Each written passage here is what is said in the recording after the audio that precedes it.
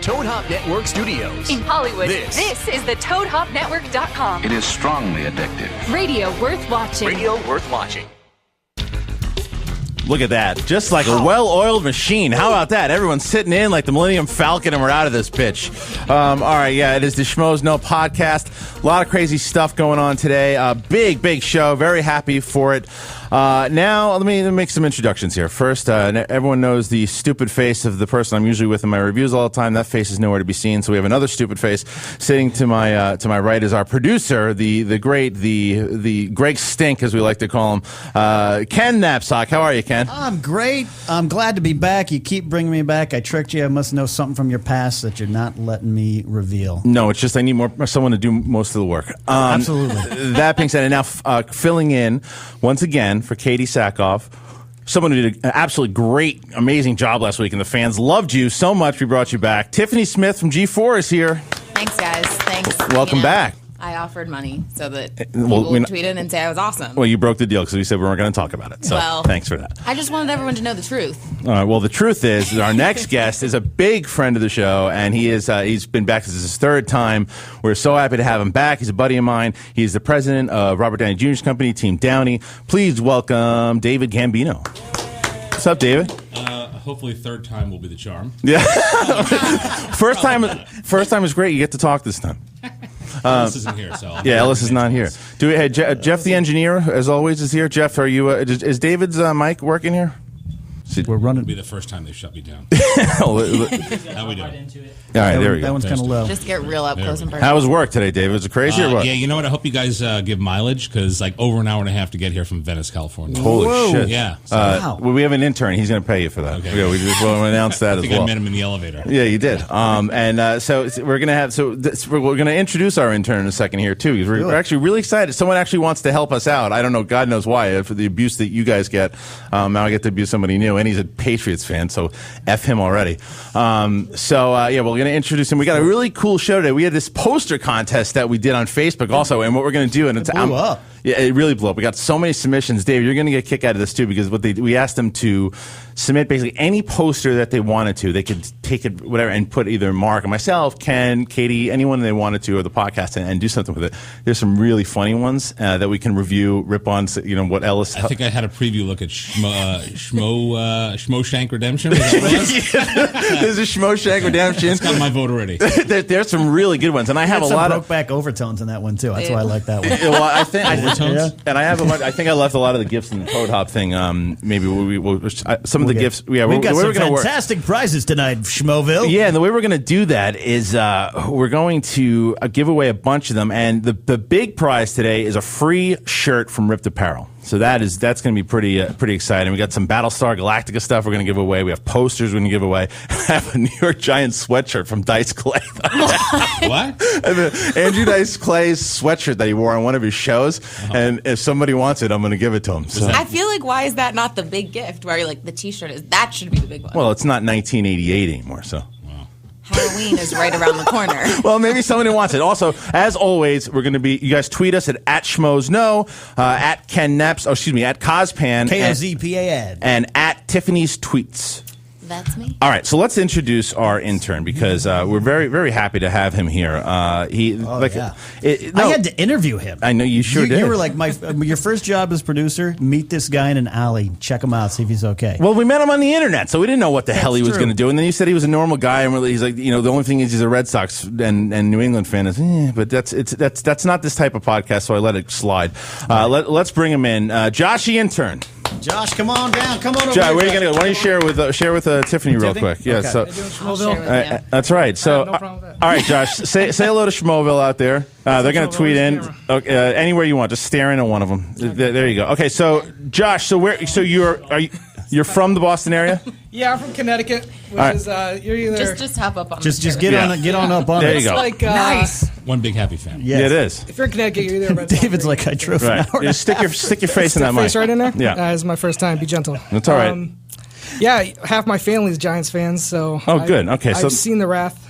All right, well, that works then. But here's the thing. Josh is a spectacular, wonderful movie buff. We talked movies for about 45 minutes at the farmer's market, staring at Paul Mazursky, one of the great directors of our time.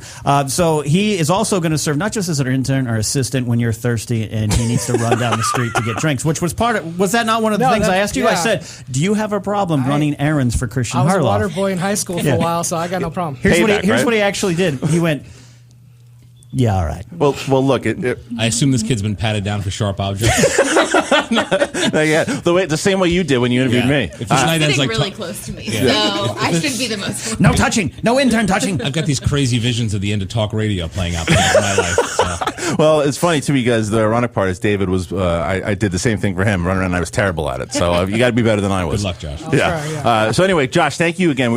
From everybody in Schmobil, and here you go at Bout to Go Sam. Your intern's a Pats fan. I love him already. So already Schmovil's on your side. Already got more love than I do in Schmoville. Yeah, that's right. So don't fuck up. Okay. Thanks, guys. No problem. Thanks a lot, Josh, the intern. And he's gonna be doing something. We're gonna send him around to like the Grove and stuff too. He's gonna interview people and we'll get sound bites for the show. So it'll be a lot of fun. So thanks again. The empire is expanding. It is. Schmoville empire is expanding. New things, great things coming. All right, we already have a taker for the Dice Clay sweatshirt, so that's good. Really? Yeah, someone already wants them. Okay, you're right. I'm sorry. There are a lot of Dice fans out there. All right, so it's that time again, isn't it? Is that almighty time where we have to hear you? Oh, yeah, that's Talk right. fast. I've got something to do. Yeah, you have something to do. Are we ready? Are we prepped, Mr. Engineer? We jumped into the studio like literally 30 seconds before. Oh, no, it's Shawn Michaels. Are you out of your mind? I'm Ken Napsuk, and these are your Schmoes No Headlines. Is the world ready for 2 female Expendables projects? Last week, we reported on the Katie Sackhoff, Gina Carano-led project, but now comes word that Millennium Films, the company behind the Stallone-led Expendables franchise, has hired Legally Blonde writers Kirsten Smith and Karen McCullough-Lutz to write a, quote, spin-off showcasing the feminine side of the mercenary business. It's the same one. The most epic quote ever. No cast officially attached at this point unless you count Frank Stallone sitting outside the studio office in a wig. Nerd news. Warner Brothers is announcing that their Ant-Man superhero project will be released in 2015. And don't throw away your 3D glasses yet because the studio has also confirmed that Iron Man 3 and Thor: The Dark World will be released in 3 dimensions, making my ex-girlfriend's dream of having Robert Downey Jr. sitting next to her one step closer to reality. Rumor mill, according to websites The Film Stage and Showbiz 411, director Robert Zemeckis is on record as saying a script for a Roger Rabbit sequel is at Disney, and Team Zemeckis is just waiting for changes at an executive level within Disney to take shape before moving forward. No word on whether the project will be another live-action animated mashup or if Christopher Lloyd will be back as Judge Doom. But if there is a sequel, we can guarantee that thanks to Jessica Rabbit, an entire new generation of young men will get to experience the awkward moment of popping a boner to a cartoon character. From the Screenwriters Are People 2 category, Expendables 2 writer Richard Wenk will be giving a good once-over to the He-Man Masters of the Universe film. G.I. Joe Retaliation director John M. Chu is helming the live-action movie about the classic 1980s toy line in which a muscle-bound man saves the universe in his underwear. The teaser trailer for Carrie is out. The 1-minute clip is an eerie precursor of the fire, brimstone, and blood to come and gives a quick glance at Chloe Grace Moretz in the title role made legendarily famous by Sissy Spacek. It is due out in spring 2013. And for the kids at home, this, of course, is a remake of the classic 1976 movie based on Stephen King's book. Also for the kids at home, we used to have things called books. For Schmoes No Headlines, I'm Ken Napsuk. Back to Christian. Wow, look at you. You really fired that thing out. Good job. I like this new segment that you're doing. Now the way it works now. We pick any of the stories he talked about, or if there's something else, a story that's out there that you want to bring up and you want to talk about. Floors, whoever wants to bring something up. The phone that I think you and I would be good at talking about. You know what I'm going to say is He-Man. we got. Well, there's a reason. There's a reason. I want to hear this. I want to hear this. There's His a reason. love and my complete lack of interest in the franchise. Yes. But you were, and you. There's only. I don't know how much you can say, but I'm going to talk a lot about it. And here's what happened with this. When I worked for David over at Silver Pictures, there was this whole thing where the He-Man script had come in, and it was horrendous. The script that came in was in Turnaround, and the script came in and it had something with like cheeseburgers and nonsense, and it was just awful. And I said we should get the rights. And I was like, there's fucking cheeseburgers in this. No, we're not doing it. So I talked to the guy, Ethan Irwin, who was there, and he's still there. And I said, why don't we get a writer, do this thing, and actually, you skipped a beat. You came into my office and said, "I love this thing. I think there's a lot of potential here." And I said, "What is this garbage?" Then you went to Ethan Irwin. That's true. I love that I can finally get the other side of this story. Well, I've heard this story. He's going to back me up on this, and so I developed the thing. I got a writer on it, put all this stuff, and I took it. And what I did at the time, with this kid I knew at Legendary Films, I said, "All right, listen, if we can get your boss to say we're going to finance it, then I can get my bosses. Okay, great, and let's take it to Warner Brothers and get He-Man rebooted, do Lord of the Rings meets Star Wars." And we took it to this kid. And he's like, I don't think they're going to be interested in it. And the fucker took it to this guy named Justin Marks, who's not Justin's fault. It took it to him, and they wrote this pitch, and then they stole basically the idea that we gave him. Not Justin, this kid did. And then the whole thing got made with it. Am I wrong? The best part of the story is the day you guys called him in on the carpet. Oh yeah, he shit his pants. I was ready to break his face. You guys literally brought him into a closed door meeting. Yeah. I think he walked in with a samurai sword in your hand. I was not happy. Old Hollywood story. Well, let's put it this way: I think Christian came out of that deal with probably a co-producer credit or at least points on the movie. Yeah, but, if it was, and then that never went through and it fell apart. So that's fine. But anyway, see, so I wasn't lying. I was never doubting your story. Okay. I just loved hearing the fact that you were on the other side going, "He what? What are you doing?" Well, but to his credit though, but once it was set up, and I was like, look, he's like, I don't get that genre, but I see what you're doing. Like, I saw your passion for it, and I didn't want to stop you. So I said, go to somebody at the company here that actually would get it and love it, because I know it's a big brand, but for me it just didn't connect. That's a smart play on your part. And bringing you to your story, the story. Let's hope that this guy does. If he does it in a fantasy realm and we can nerd out like Lord of the Rings meets Star Wars, let's do it. It could work, and with the magic meets science element, I'm all for it. So how about you, Schmo? You want to see a He-Man movie? Tweet us in at @SchmoesKnow, at Cospan, or at Tiffany's Tweets, and let us know if you want to see that movie. I was a big fan of the cartoons, but I was that weird kid who wanted He-Man and She-Ra to date, even though they were brother and sister. I know. Say Luke and Leia shit. They're really blood related. For a while, I was like, they're not brother and sister. They should totally date. And then I found out they were, and I was crushed. No, I always kind of had a thing for Evil Lyn, because that started my. Well, that's dirty. I understand that. Yeah, that's dirty. Yeah, that's dirty. Yeah. All right. So the others, David, this is a story that I heard that maybe you can comment, you can whatever's going out there. Now, there's a lot of stuff with these Avengers versus Dark Knight shit going on. They're like the cinematographer. Correct me if I'm wrong. Was on the record saying that he thought the Avengers shooting was shitty. The Dark Knight cinematographer saying the Avengers was. I think he used the word clunky. I'm mistaken on that. I'll have to research that. Yeah, Josh, the intern. There's your first research. What the Dark Knight cinematographer said. Yeah, if you can pull that up, find that. There's a whole lot of bickering going back and forth, and of course, I had the late breaking story today. Late breaking meaning I couldn't get it before lunch. Onto my paper was Michael Bay and Hugo Weaving kind of fighting. Yeah, I want to talk about that in a second. I want to see is there anything that you.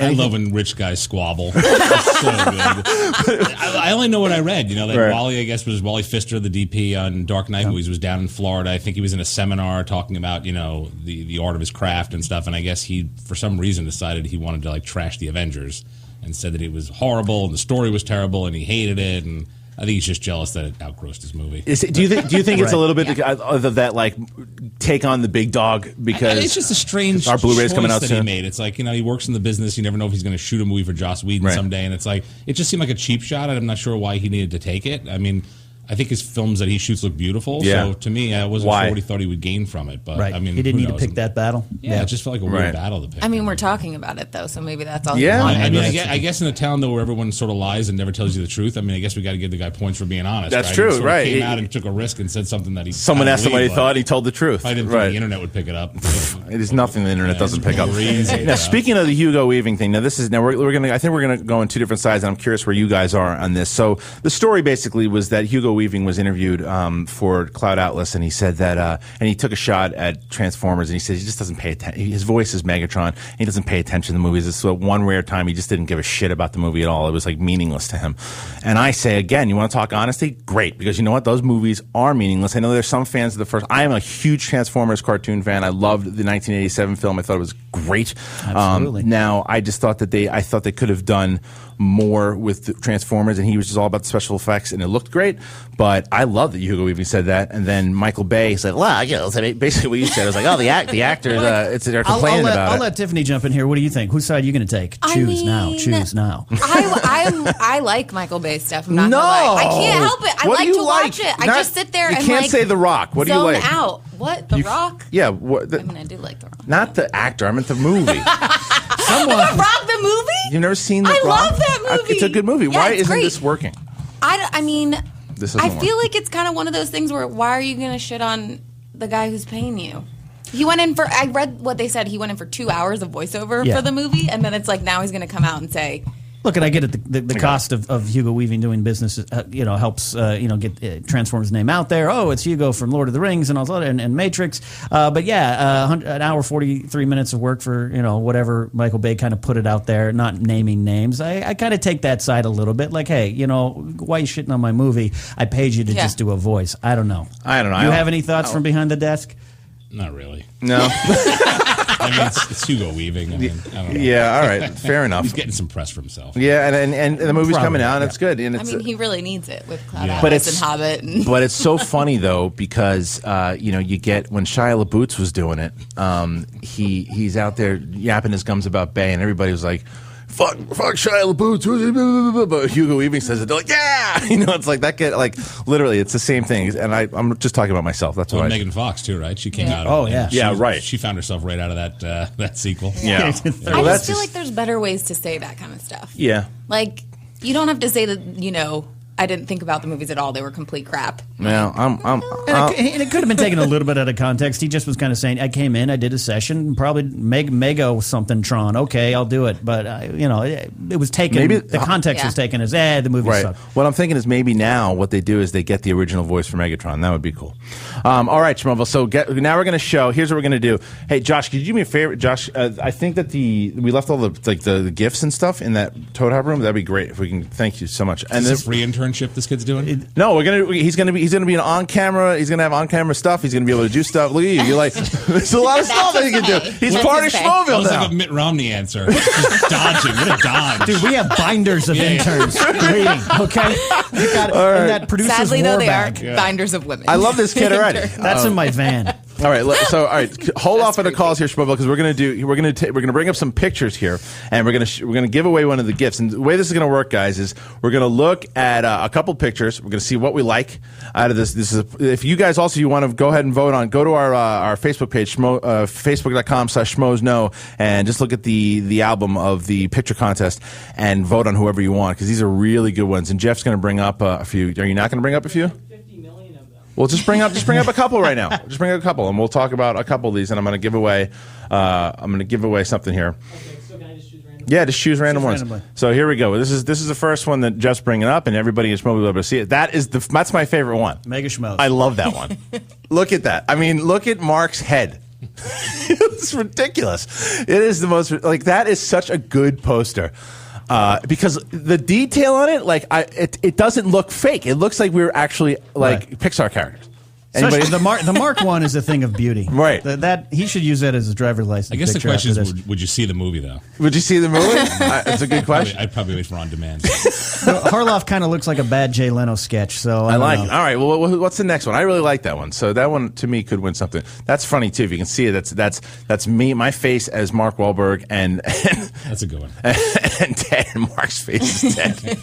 That's a pretty good one. That one you gotta see it. The people of Schmoville can see it, but on the left is myself, and then Ellis is in the middle, and then Ken Natsock is on the right. I know you. So happy I made a poster. You did. You made one. So I called my mom. Hold that one for a second. Ken, are you the Martin Short role? Yeah. So like being Ernie Hudson in Ghostbusters. And Ellis has his arms around me. That makes me upset because that guy has the sweatiest pits. He's going to ruin my sombrero.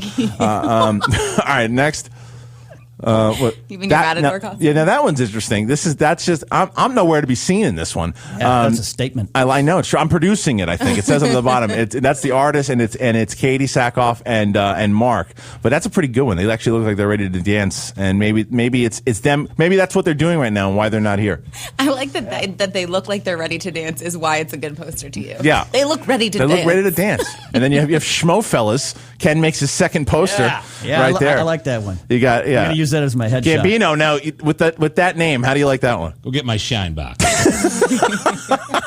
right, Schmo fellas up there. So let's see what else we got. Give us a couple more, and then we'll pick. And that's a creepy one. It's Paranormal Activity 4. We're sitting by. Mark and I are reviewing this girl sleeping. Mark's actually done that. I think that's Eliza. Now, good, the bad, and the schmoes. That's Mark on the top, me in the middle. Ridiculous. He looks ridiculous. Looks like Ryan Gosling. That's Jeremy Johns. Wait, movie did you reviewer. just compare one of them to Ryan Yeah, Gosling? that looks Thank like a you. Mexican Ryan Gosling on the In the bottom. middle? Seriously? Oh, The non-union Mexican shit. equivalent. That's Jeremy Johns. He doesn't need any more compliments. And that one's great. That one's an art piece of That art. one is great. Yeah. Look at that one. The detail and the time that put into that. That's pretty good. Ellis is a politician Speaking of at heart, so Gosling. it's perfect. He really is, and he's out in Kansas City politicking God knows what right now. So that's a good one. What else? You got any more? Is that it for now? One more for... One more, and then the Looper one. Yeah. Schmoes no. Okay, so here's how we're going to work bring this up some one. of the prizes. Now, out of the ones that you guys in Schmoville just saw right now, everybody in the studio is going to give their vote on who they want to get the first gift. And then this would be for the best. You know what should we do? Should we do for the... How are we going to do this? All right, you know what? For this one, for the best gift, this is going to be for the Dice sweatshirt. Let's give away an unpaid internship. We already gave it away. We're going to give away the Dice sweatshirt here. So, what do you guys out there? Who do you think was the best Out of that picture round. out of the ones we just saw? Who was the best? David, which one do you like the best? I got to stay with the Italians. Schmofellas. Schmofellas, okay. Tiffany, I gotta go with the Looper poster. Looper poster, Yeah. okay. It sounds a little bit like I'm kind of pumping myself up here, but Schmofellas. Schmofellas, okay. Schmofellas. And Jeff the engineer. I kind of like the good, the bad, and the schmo. The good, the bad, and the Good, the schmoes, bad, and the okay. schmoey. Josh the intern, who do you like? Three amigos, all right. Okay. All right, let me have throw me the sweatshirt, and this is the Andrew Dice Clay actually wore this, I think, on a couple of things. Look at You this. think or you know? I know. You know. Is that? Wow. Have you confirmed that with screen grabs? Whoa, it's yeah, got like Steve- full cut off arms and everything. Yeah, dude, this is an actual dice thing. Steve Simone, who's our buddy who used to go on the road with him, gave this to me. Wow. I mean, so we're giving What away size is dice. that, by the way? Oh, extra large. Bloated. Dice. Oh, so we're gonna give that away. So I'm the tiebreaker then. I'm gonna have to give it to Schmofellas. You have to give Oh it to yeah, Schmofellas. and we got it. Schmofellas wins the dice. So I'm gonna find out who that was. George McCann, I think, went for Congratulations. You don't have to pick that up.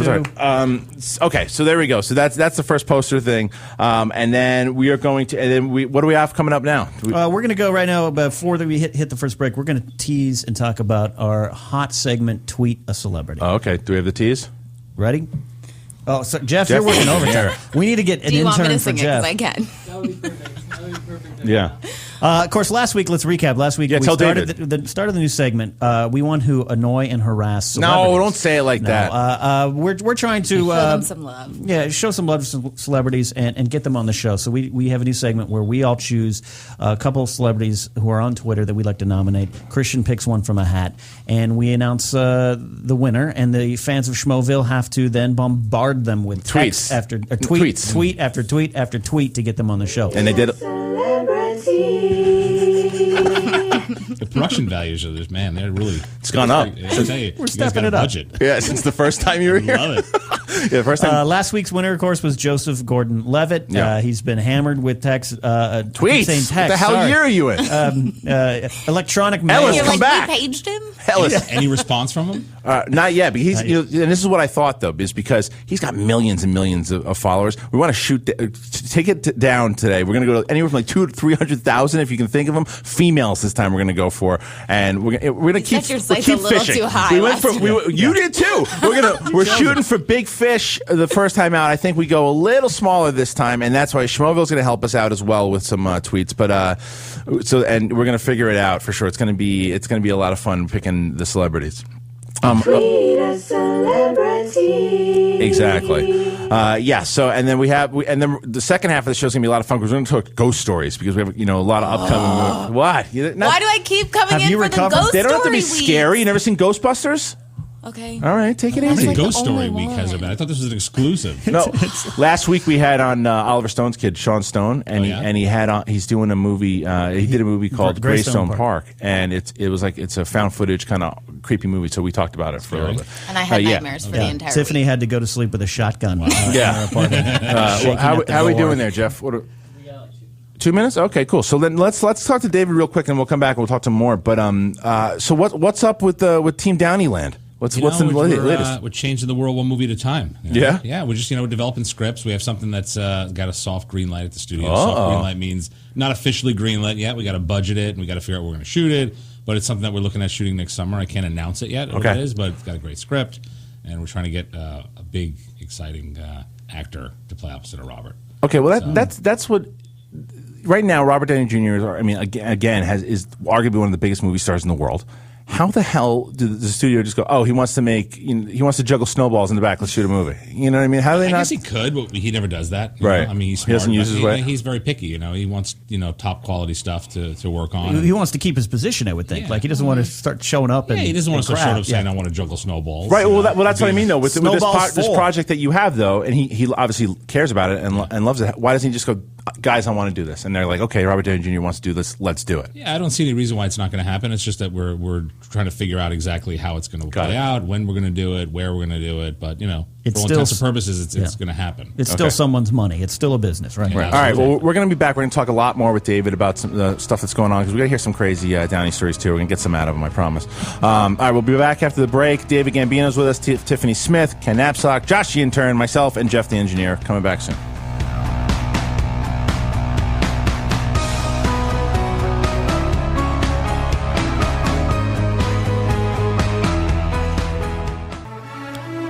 Nice.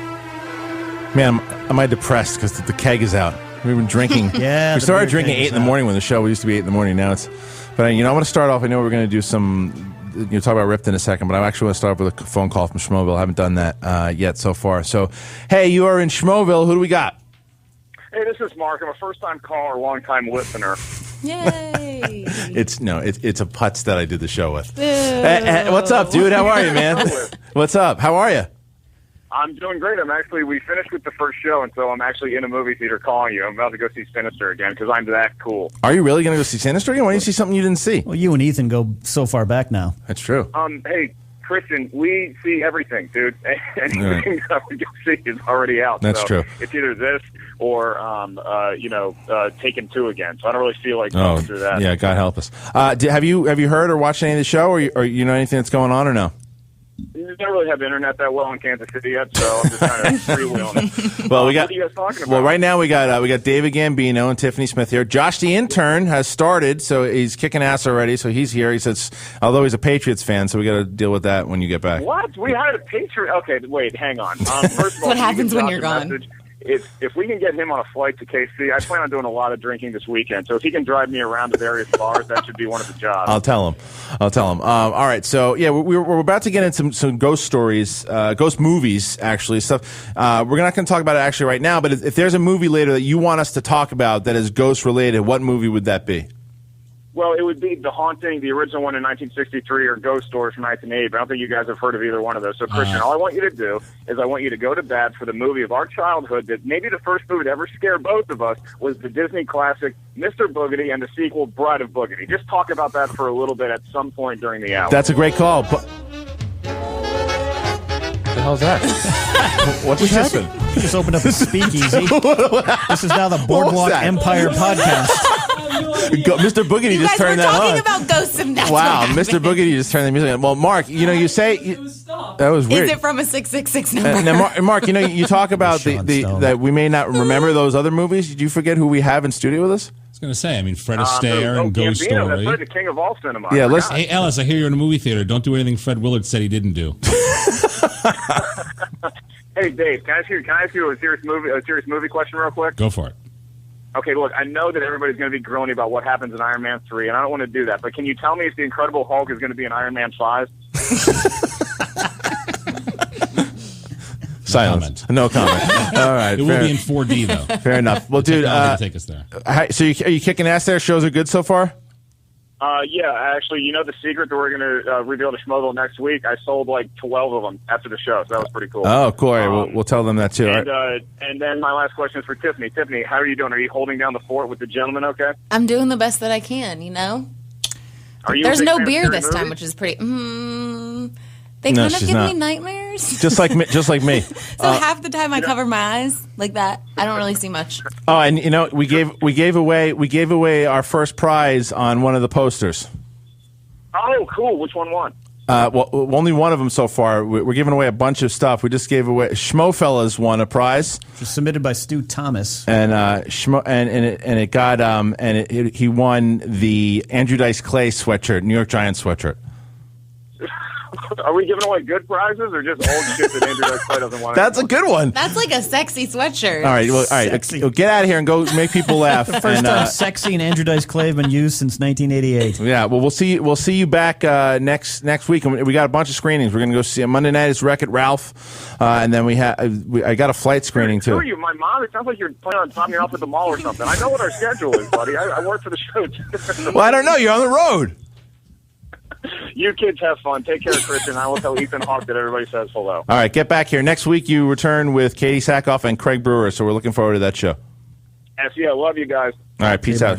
There. Bye. Son of a bitch. It was kind of touching to have you two reunite over phone like that. It kind of was good. It sounds like a sad night. He's going to see Sinister by himself. Wait a minute. Can we talk about that? Wait, I just had a great show. He's performing with Steve Byrne, by the way, who's a great comic and has a pretty successful show now on TBS, and he just crushed his first show, and he goes to a movie by himself. Isn't there someone that thought it was a good show and he wants to go hang out with him or something? Is that usually what happens after he bombs? He licks his wounds in the theater with a bucket of popcorn?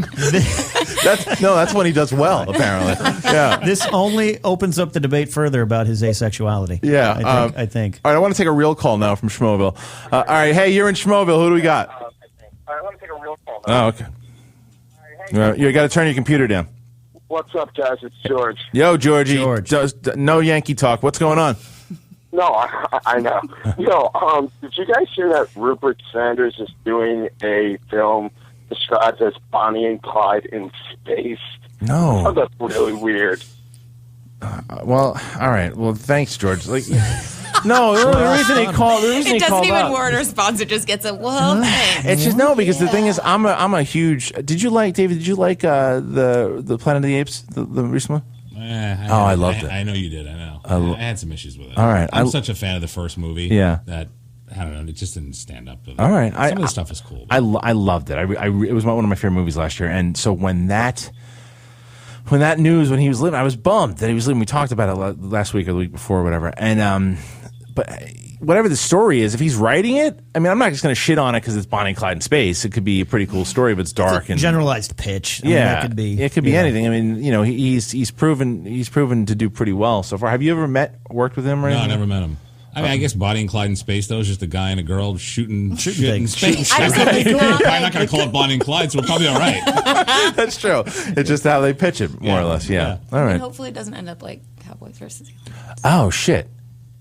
You're right. Matthew Thomas is right. He said Rupert Sanders. Now the question is, did I say? What did he say? Did he say Rupert Sanders or Rupert Wyatt when he called in? He said Rupert Wyatt, right? I thought he said Sanders. Shit. Yeah, you're confusing Sanders with Wyatt. Yeah, we're getting a lot of text. Yeah, Sanders is. And I was wrong about Stu Thomas's poster. Sanders is the guy who was in the tabloids a few months ago. Oh, right. Okay, so Rupert Sanders is going to be banging Bonnie. Basically, is what's going to be happening. Okay. All right. Well, then, yeah. Him doing Bonnie and Clyde in space. Yeah, that's going to be a lot of dirty shit going on because that guy's a creepy bastard. So, I'm not necessarily not on board for that pitch. That's fine. Could be interesting. But the question is now he is going who's he going to get for the whoever he gets, whoever they cast, whatever actress, lockdown on that guy's pants.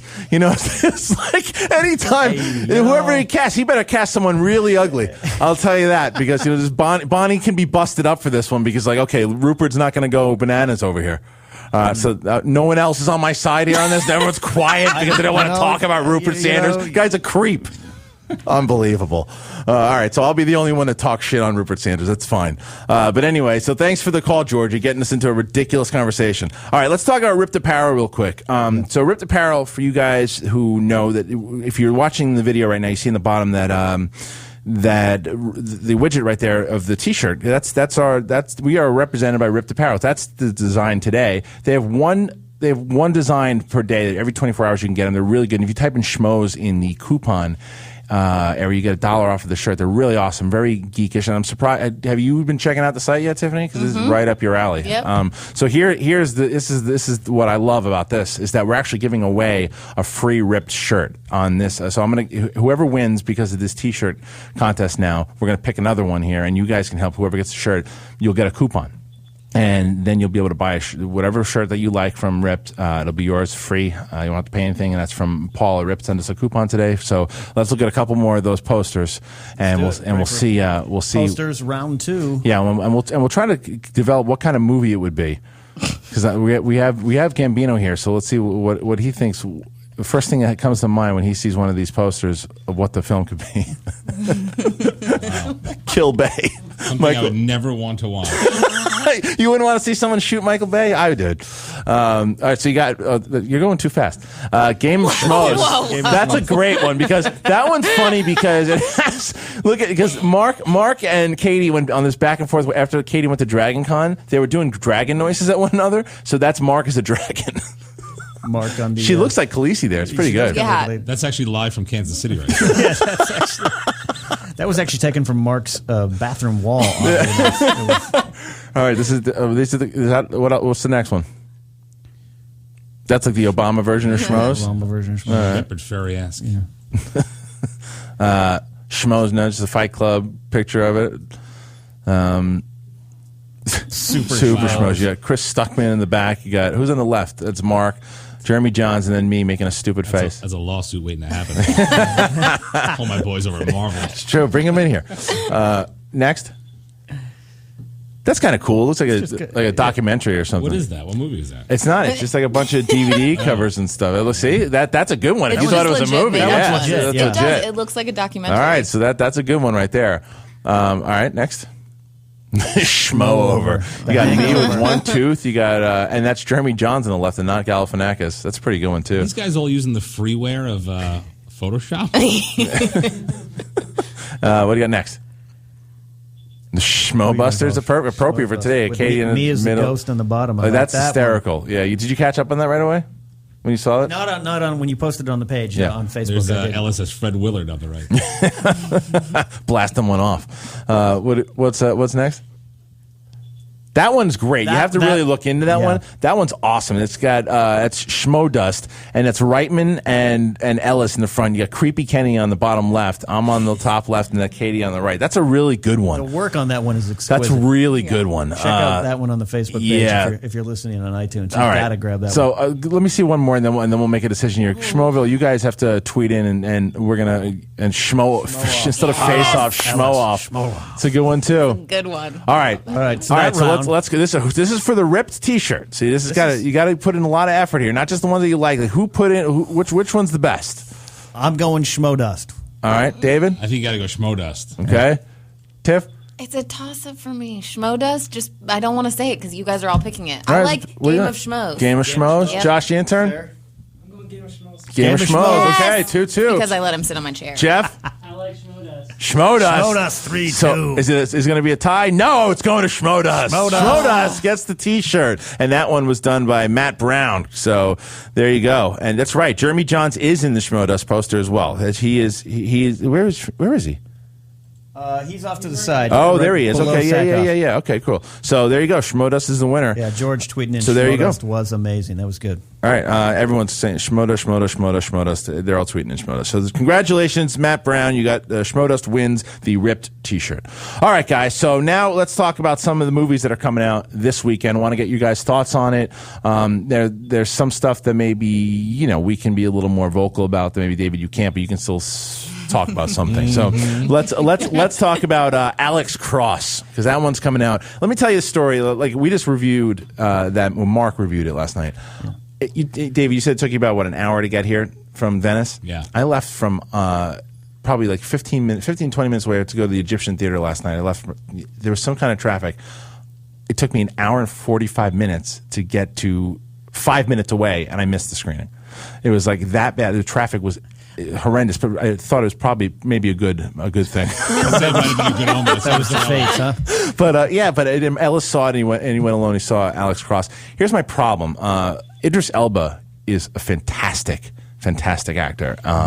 I think that he should have been the role of Alex Cross. He was up for it. I think they went with Tyler Perry because he's Tyler Perry and he brings in an audience.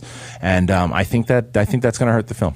So they're already talking about doing a sequel. I'm sure. Yeah, I mean, he's got a built-in audience. It'll probably do well. But that's my thing though, and I totally understand the argument for it. But like, don't you think sometimes you should go with? I just think that guy's going to be a better actor and a better character than the guy who's going to bring in the money. I get the business, I get it, but it's. Yeah. I guess on that kind of a product, though, I mean, that's like a piece of product, that movie, right? It's kind of like almost like an 80s movie, a throwback, right? So to them, I think it's like put Tyler Perry in the movie. I don't know. Was Idris even going to do that movie? Yeah, they said he was up for it. Yeah, they said it. They said it. Now the thing was, it's like Morgan Freeman played that character. So I mean, Morgan Freeman, you got it. I mean, if you're going to play someone who was, you have to remember, is a young Morgan Freeman. Tyler Perry. You know what I mean? And then you got Ed Burns next to him. That's Ed Burns? I really had to concentrate on that because I'm like, Ed Burns would never work again if that was Ed Burns. I own Brothers McMullen on VHS. That's the thing. Is like, Cap, you know what I'm gonna do. Come on, you know what I'm gonna do. Tyler, come on, let's find the body. Come on. Alf versus Ed Burns. what's happening? I just want you to know there's no beers in here tonight, and that voice still came You do out. Ed Burns, I'll be Maxine I had Bonds. sake before I got here. What's that? You do Ed Burns, I'll be Maxine Bonds from Brothers McMullen. We can do that later on. Yeah, and you want to run the guest right out of town? So let's take some tweets from Schmoville here. What do you think as Tyler Perry as Alex Cross? Do you think that it was a good choice? Do you think he could do it? Did you think that he was so good in Star Trek that maybe he deserved a shot?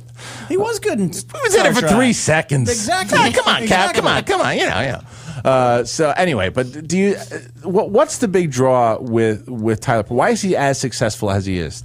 The Medea movies, right? No, but I know. But what David is it? said I mean, he's got a built-in audience. Yeah, I he's think built up his empire. They're going to come to see it, whether or not they want to see it or not, right? They just come to see him. But that's the thing, like though. He's also one of those people who constantly reuses actors, which I think like builds an audience too, because people feel like he's a family guy. True. You know? And so you want to like how we always use Kenny and stuff. Exactly. Right. But what's the guy? Martin Lawrence, guy shooting the gun off on the street. Right. Yeah, Martin Lawrence. He did movies like this all the time, and then he did other ones that just bombed. This guy literally could do anything. This would be interesting though, because this is the first time he's got like leading a movie without the fat suit, right? And playing Medea. So they come to his movies when he directs them, but the question is, do they care about him when he's outside the suit? I guess we're going to find out. Right. That's true. I think this one's going to be no different, even if it's bad. So you think so? Even though that can be our next movie that we talk about, even though it's going up against a franchise in Paranormal Activity 4, of course, you think it's going to beat out Paranormal Activity 4? I do.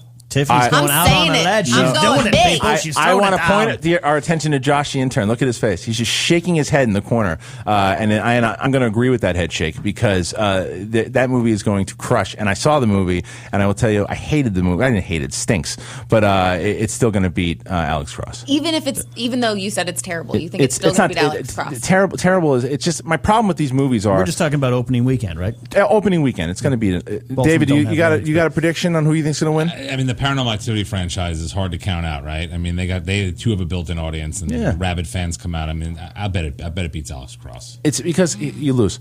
He runs Danny's company. You do, so should we make some number predictions here? Let's make number. She saw Alex Cross 4 years ago. Let's do some number, and I want Schmoville out here too. Everybody predict how much do you think Paranormal Activity 4 will make this weekend?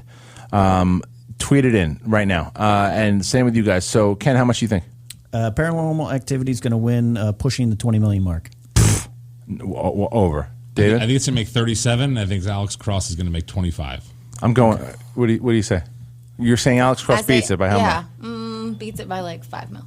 Well, what's the number? Let's go with 32. Josh? 32. I'd say 25 for Paranormal, maybe 10 for Alex Cross. 25 times. I'm going low. Wow, he has no faith. No faith. In Perry, man. Okay, wow. good. I'm going 40 million for Paranormal Activity 4. The Halloween weekend. Halloween weekend. And I think that it's going to make 40 million. And here's my biggest problem with these movies now.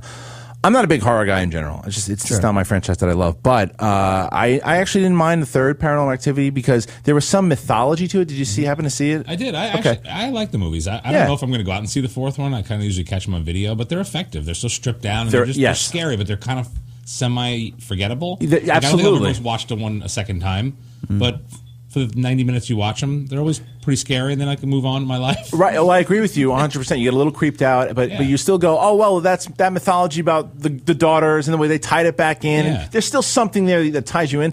This thing, what they do with the fourth one, it's the same shtick that they did with the first two, except not with this payoff now of more story. Is there anything as good? Because the one thing the fans. Everyone love the fan has cam. One moment that's just like memorable from it. There's nothing. I will say that the very end of the movie, I'm not spoiling anything, but the very end of the movie is very creepy. You get creeped out and it's kind of scary, but it doesn't doesn't leave. I'm just like, it's the same thing. It's like, it's the same, like day one. And then there's a couple things I hear, fast noises, and then a slam. Is this a prequel again? No, this is the it all led to this. It's 5 years after she took the creepy kid. Okay, so now this is like the first sequel then. This is I guess this is the first that takes place after the first movie because the other ones took place before. Right. This is the first sequel. So I'm confused now. It's like Temple of Doom versus Raiders of the Lost Ark. I don't know what's going on. I'm trying to figure out why Ellis is in a movie theater in Kansas City right now. Right, exactly. So it's just it just doesn't have that thing that the other ones had, and it's forgettable, and it's clearly a cash grab. So but yes, all right. So Schmoville, I'm going to take a couple of calls here. I want to see what you guys are thinking about. Are we talking about Paranormal Activity? We're talking about Alex Cross. Hey, you're in Schmoville. Who do we got? Hey, it's Sean. I was just wondering, Christian, with all the different MMA films that are being put on the silver screen, I was wondering whose story you'd like to see most adapted. Oh, that's a great question. Thanks, dude. I appreciate it. Who do you got, Aldo or Edgar? Aldo. I want Edgar to win, but I think Aldo. Thank you very much. So MMA, you know what? The last two MMA films I have surprisingly enjoyed, because before the other ones, like Red Belt, I did not like. These other movies that came out, I didn't enjoy, but Warrior I loved. It's one of my favorite movies last year. And that Here Comes the Boom, as silly as you think it was going to be, the MMA itself was treated with respect. And the fight because Kevin James is a big UFC fan. I saw he was pretty cut, right? He got in shape. He looked all right. Yeah, he looked, kind of credible. I believed him as a fighter. Wow, which was crazy. I mean, the movie. I just didn't believe him with Selma Hayek in any shape or form, even as friends. Even as friends. In the previews, I just laughed when I saw Right, but it's all right. I mean, look, we believed Seth Rogen with Katherine Heigl, right? Did we? No, not really. But you know, the fact that he's asking which fighter out there could see. I mean, I'd like to see. Could be a movie. Yeah, and I don't know how familiar you guys are with these fighters now, but there's a fighter named Frank Mir. Mm-hmm. He's a 2-time heavyweight champ, and he had a pretty cool story. I mean, he was a young champion, and he wound up getting into a big motorcycle accident and just and wrecking his career. And then he came back after and he lost his first fight. Now this guy's done, and he wound up winning the title. He beat Brock Lesnar, and then he wound up winning the title somewhere down the line again. So his story is something too. There are a lot of goes boxing, MMA. There's always a good story there. It's just, you know, as long as it's not the generic piss. First of all, I'm going to call foul on Tiffany for tweeting to Schmoville, "Go see Alex Cross to let me win." Oh, that doesn't count. Look at you. Game the system over here. Look at this. Yeah. All right, all right. So let's take one more call from Schmoville here. Hey, you're in Schmoville. Who do we got? You got any questions for David? You're talking Alex Cross, talking paranormal. What do you got? Hello. Are you in Kansas City? Hello? Hey, man, what's going on? Oh, my name is Jacoy Williams, and You still there, dude? Yeah. I just looked on the show on YouTube. Yeah. And apparently I'm late. I just got to the end of the show. No, it's not the end. We still got about an hour left, dude. What's up? Well, I don't even know what y'all are talking about. I just looked on. Were you watching last week's episode? Yeah, So apparently, what did I miss? I can't. That is the best. We have gotten some fucking crazy calls. Last week, do you hear what happened? Actually, I think this is Ellis. He's had a couple. He's right before Sinister. He took a couple overload in the popcorn. Our calls have been crazy. I just called you. What are you talking about? It's like, all right, great. Why don't you recap for the guy? I mean, don't be rude. Recap? I can't. It's going to be on replay tomorrow. I can't recap. We just did an hour worth of shit. The fan and the customer is always right. This is like his one shot at a question, and he calls it, and he's like, oh. Well, yeah, he's got to remember it. All right, we're going to take one more call here from Schmoville. Who do we got? Hey. Matt Brown calling, just won that T-shirt. Congratulations, my friend. I'm going to I'll send you the info on Twitter. It's actually funny. I also did schmo off and kill Betty. So. Oh, nice. Okay, cool. Well, thank you for your submissions, man. Any questions you want to ask Mr. Gambino? You have anything for you have anything on Alex Cross or Paranormal Activity? Yeah, actually, I wanted to go to the Alex Cross Paranormal Activity thing. Sure. I'm the one who called in last week. I'd seen Alex Cross. Yeah. Yeah. Oh, that's right. Yeah. Again, like I said, I don't think it was terrible. It was just really generic. But I think between the two, people are going to go see Paranormal. I mean, I'm a big fan of the series. The first one was really the only film to really get me staying awake at night. I mean, I've seen a whole bunch of horror movies. That's really the one that got me. Second one was fine. I really liked the third one. This fourth one does, like you say, look like it's the same cash grab. It doesn't look like it's as scary or as original as the others. And this is coming from someone who loves the movie. Yeah, I'm telling you, you've seen the same. You've seen the same thing. I think this is the fourth one's going to make a lot more money than Alex Cross. I agree with you because thanks for the call, dude. That's the thing. So when you have a successful franchise, if this one's crappy and people say, then the fifth one could suffer. But the fourth one, because the third one was good, people are going to see it. Back on Alex Cross for a second. No one's talking about it, but Matthew Fox. Right. Is he any good? Apparently, people like Matthew Fox in the movie. Here's my thing, and I didn't know. I heard some stuff. People are like, well, how come he's doing this movie and he hasn't really blown up since Lost? Didn't he get in trouble for domestic violence? He punched some chick out on a bus. Well, and Dominic, what's he doing on a bus? How did no one get that on YouTube? With, Dominic Moynihan saying stuff about him. But wait a minute. Hold on a second. I want to go back to that on a bus thing. There's a video of a bum getting beaten up, just another guy on the bus, and we have video of that. But don't have the star of Lost kicking the shit out of somebody. How is that on YouTube? I don't know. His best role yet. Yeah. All right. All right, Jeff. Can you cue us up here for Tweet a Celebrity? Because I want to. You want to do it now? I want to do it now. Let's do it now. Yeah. What's wrong with it? No, go for it. Can we get the new one?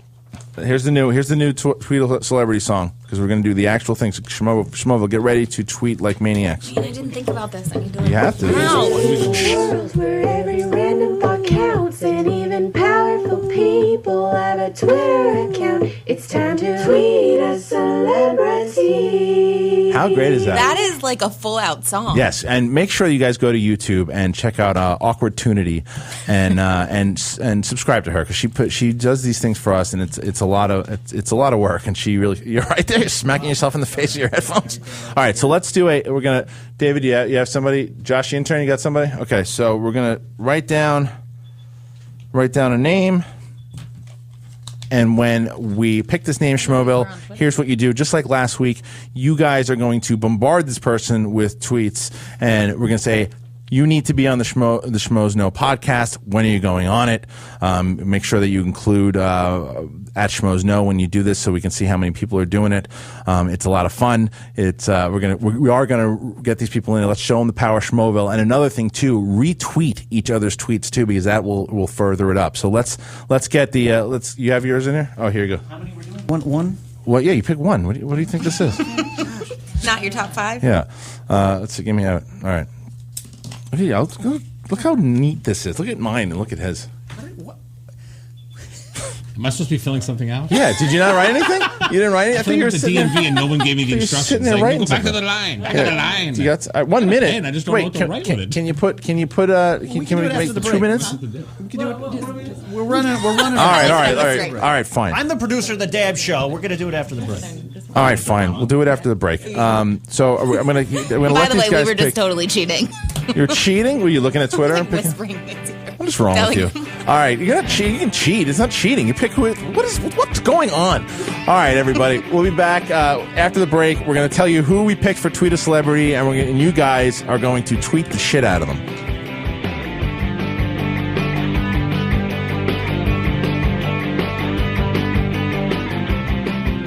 Unbelievable that you just did. That's awful. That is absolutely horrendous. Guys, I just almost stormed out of the studio. Well, good. Wow. You almost took the Andrew Dice Clay sweatshirt. You almost got thrown out of the studio. Because here's what, and I'll tell them what happened. I don't care. We were going to pick a number and then just have a picture to go, and she put Topanga in there. From what the hell show was that? Boy Meets World. Get lost. What the hell are we going to talk to her about? All right. Boy Meets World. Josh is going to. We're going to have Josh pick. Josh, come here. Pick one. First of all, I just want everyone to know that he totally cheated. That you looked in the break and then decided you weren't. He's looking now. What does it matter? So who we got? Jennifer Goodwin. Jennifer Goodwin. All right, you guys, you're Jennifer Goodwin.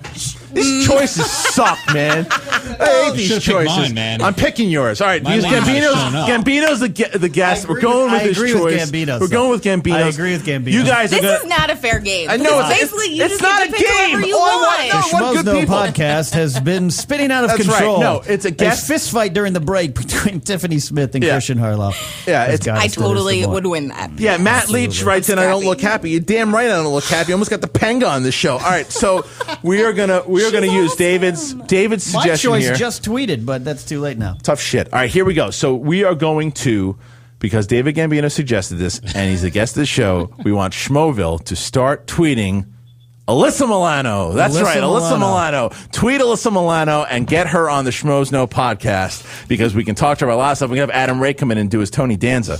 Guys... Random thought counts, and even powerful people have a Twitter account. It's time to tweet a celebrity. That's right. So this is a good question too. Hey, do we ever get a Robert Downey Jr. Appearance? Well, that's something we've been bothering David for forever. Maybe when we get they get their movie going. Can you ever? Maybe we'll just have David put the phone in his office one day. We'll just have him call in by accident. Someday. He can just call it and say, "Can you give me a rundown of what I missed on the show? Because I wasn't watching." Exactly. So there you go, guys. So tweet Alyssa Milano. Hey, Alyssa, you got to come on the Schmoes No podcast, and we want to see if she responds. So tweet the hell out of her, retweet it. That's very nice. Can you want to show that up there? Miss Movies, who is a big fan of ours and is such a big supporter of the show. She just had a little boy, and we wanted to. We wanted to congratulate her. So so congratulations, Miss Movies, and maybe tweet that picture. I feel like that was the most somber congratulations. No, that's great. For like hey, a baby Miss birth Movies, ever. tweet your picture of you and your baby, and say if you don't go on Schmoes No podcast, you don't like babies. To Alyssa Milano. She just had a baby too. That's my point. Oh, so they should go on. The tweets are away. They're going. Alyssa is getting bombed. Milano I love it. Right And now. retweet everybody's tweets on Alyssa Milano as well, and let her go on there. So, all right. So maybe we can rope Alyssa Milano in. That and my 14-year-old will not be able to speak. Yeah. Me being my inner 14-year-old. Okay. I'm going to ask her about dating Brad Penny. Is that not allowed? You're not going to say anything. You're not going to be here. Mark's going to be here. Oh, I'm going to be in the background. I can. Yeah, all right. I've been what do we fired need you already. for? We got Josh. Oh, that's true. Okay. So, all right, now let's talk. Now we're going to be talking about paranormal activity, and we're talking about franchises and some other franchises, but ghost movies. We were talking about with Mark on the phone too, and that's when I was talking to David about what topic we're going to talk about today for the second half. Ghost movies, and they don't have to necessarily be scary. They could be funny ones. They could be ones that just stuck with you. They could be something like even like The Sixth Sense. We can start with. Sixth Sense was one that's not. There are creepy moments in there for sure. But I like that you're trying to convince me that this is an okay topic. but it's I mean, Tiffany, they're not all scary. They are. Well, one of my They favorite are. ghost movies was Ghost Dad with Bill Cosby. I'm lying, of course. I'm just trying to. Right. Well, that's I mean, there was Ghost. But there's some right. Let's take it one step at a time. Ghost is a very excellent suggestion, by the way, because again, there are creepy elements, but itself is not a. You talking about the girl on girl time? Look, if that's the one you want to bring up, we can talk. We can just talk about that. Is Tiffany wearing pants tonight? We don't know. We don't know. Now she's talking about Alyssa Milano is getting You bombed. told me I could be comfortable Good. here tonight. All right, Eric Monfitz goes, "Hey, Alyssa Milano, you should go on Schmoes. No, they have booze." Where? I don't see any of it. I know. We didn't get any beer today, Dave. We got gypped. So let's talk about let's talk about ghost movies. Let's talk about ghost movies. Let's start with The Sixth Sense. Okay, so are you putting that in? Is one of your favorites? Hold on, I brought a list. Okay. Hold on. Wait. It's on my official Team Downey buck slip Can you too. show that to the camera? It's on Because my that official is Team Downey fancy. I think that's actually going to be a prize next week. So, since there's absolutely no spontaneity here, and I just learned it after the last piece there. Yeah. I'm going to read off what I think are some of the top movies that could be discussed here. Love it. Let's do it. Genre. Love it. All right. These are in no order. Before you do that, It's not an order of Schmoville. Now, after you hear David's list, out of his list, tweet in and call in to what movies you want to talk about. When you call in, say I want to talk about David's list, and this is the movie I want to pick. So, all right, David. I'm Here going you to go. lay out some of my favorites. Again, they're not in any order, so the one I start with may not be my favorite. So, all right, here we go. Yeah. The Ring. Recent film, Insidious. Very scary. Guillermo del Toro's The Devil's Backbone. Probably not seen by a lot of people. You guys should rent it. Okay. It's great. Spanish language ghost story. Really creepy. Okay. The Amityville Horror, the original. Not the very effective. Not the one Ryan. Not the Michael Bay produced version. The Sixth Sense. There we go. Poltergeist. Yeah. Here's one that got left on here by my assistant. He's fired tomorrow. Field of Dreams. Forget about that one. He's absolutely gone. Field of Dreams? He's gone. Hey, Josh, are you available to take over my desk tomorrow? The Others. Okay. The Shining, What Lies Beneath, and a little scene film called Stir of Echoes. Kevin Bacon. Oh, right. That's a really creepy one. So, anyway. That's a great list. Every time you guys I have fun with that, I'm going to go. terrifying. You're going to leave? Thanks for the work. You did more work than you've ever done in the show, Kenny. Yeah. All right. So let's take a call from Schmoville then, and then out of that list that David just mentioned, 323-622-8623. Out of that list, you guys choose one of those movies, and we will discuss it. All right. Hey, you're in Schmoville. Who do we got? Hey, Christian, it's Tony Morrow. How you doing, man? What's up, man? So did you hear David's list? Yes, I just turned it on. Okay, so which out of those movies, which one do you want us to talk about? Yeah, how about Insidious? Although I would highly recommend an honorable mention is The Changeling with George C. Scott. Okay, good one, Tony. Good one. All right, Tony. Thanks for the call, dude. All right, thank you. All right, so let's do Insidious. Insidious. Now, actually, the fans. This is Patrick Swayze was not in this one. There was no romance in it. But I missed Insidious, and everybody was saying that it's fantastic and it's a really creepy movie. Did you wind up seeing it? It's good. I saw it. Okay. I actually saw it on video. I was a little late to the party on that one, but it's made by I think the same team that made the Paranormal Activity movies. Okay. James Wan guy directed Saw. Right. But I think they made it for like $1 million, and it's just really scary. It's Patrick Wilson. Right, and they just did the new one that just came out too, the Sinister. Sinister, yeah, right, same group of guys. Okay. And, it's just one of these really stripped down movies, low budget, takes place in a house, but the second half of the movie is actually really cool because it becomes like a kidnapping story where they take this kid, and I don't want to ruin too much of it if anyone hasn't seen it, but you find there's a connection between father and son, and it just sort of takes the ghost genre to a different place with what the dad has to do to get his kid back. It's really effective, and it kind of shows you what you can do for $1 million. And I think that's those movies, and I think that's why horror movies get made so much, is because you don't need tons of money to do them. Mm-hmm. So, did you see it, Insidious? Yeah, I did. Yeah, come here. What do you think about it? I really liked it. I haven't seen Sinister yet, which you guys said was good. I had a little problem with the third act, especially like maybe the last 10 minutes of the movie. I won't say what happened, but besides that, I thought it was really good. Okay. There you go. So the Josh Intern recommends Joe it. Pesci Jr. Problems in the third act. Hey, the third act. The Patriots. All right. So Really, and then just did like you that did you voice see man. it? I did not, but I'm looking at the poster. I'm like, anytime that there's children in a horror Yeah. movie, for me, Scary. You know what gets me though? It's and like again. laughing, like Especially when they children walk in slow laughing. motion. No. It's when the acting's good. The acting seems like it was pretty damn decent in the film. That's when you can get me in a horror film, like because it's like it's just when the generic acting and the same like garbage. I'm out. I'm checked out. It's funny. I actually worked at a company called Dark Castle, which was part of Joel Silver's. It was his sort of genre Heard of it. label. I heard of it. Yeah, did a lot of work on it. Yeah. But I mean, sort of what we found out is that sometimes when you cast up some of these horror movies, that as much as you thought it was going to get people in the audience, it worked against you because you're like, if you got a big star in there, you're like, well, that guy's not going to get killed or that girl's not going to get killed. So the idea of having like sort of a lesser known face makes it anything can happen, right? Which makes it scary, and I think that's why the Paranormal Activity movies work really well. People they have no idea who's going to go. It keeps and how people it could play. in the movie. It's They true. don't. They're not too smart for it. Yeah. All right, so that was in Insidious. Guys, you want to go ahead and give us a call in or tweet us in at David's list. Which one do you want us to call? We have a call in. Talk about it. We have a call coming in right now. I'm all over the place. All right, hey, you're in Schmoville. Who do we got? Hey, it's Sean again. Hey, Sean. I'd be really interested in hearing you guys actually talk about Poltergeist. Aha, thank you, sir. I would love to talk about Poltergeist. I love that movie. And the funny thing is, for the longest time, I thought Spielberg directed it. The rumor is he kind of did. Right. I mean, that's the whole story, right? Right. Toby Hooper was kind of there, but Spielberg was kind of like standing behind him every day. Yeah. You can see a lot of Spielberg. You can see it so much, like especially like when early Spielberg, like when you look at the Indiana Jones movie, like at the end with all the ghost faces and it's the same type of the aesthetic is very similar. Yeah. You have some really creepy moments in that movie. If you really think about it, like creepy moments. Yeah. The television with the little girl. Again, kids and horror movies, kids and ghost movies. All really these movies, effective. The images the images that stick out to me though are the chicken with the worms and that the clown in the tree. So good. The clown in the tree. Do you remember? I mean, the thunder getting closer, or the lightning. I'll tell you, one of the things that movie does, we talk about it a lot when we're developing movies, that is sort of a lost art now with horror films, is that the first 40 minutes of that movie is just all character.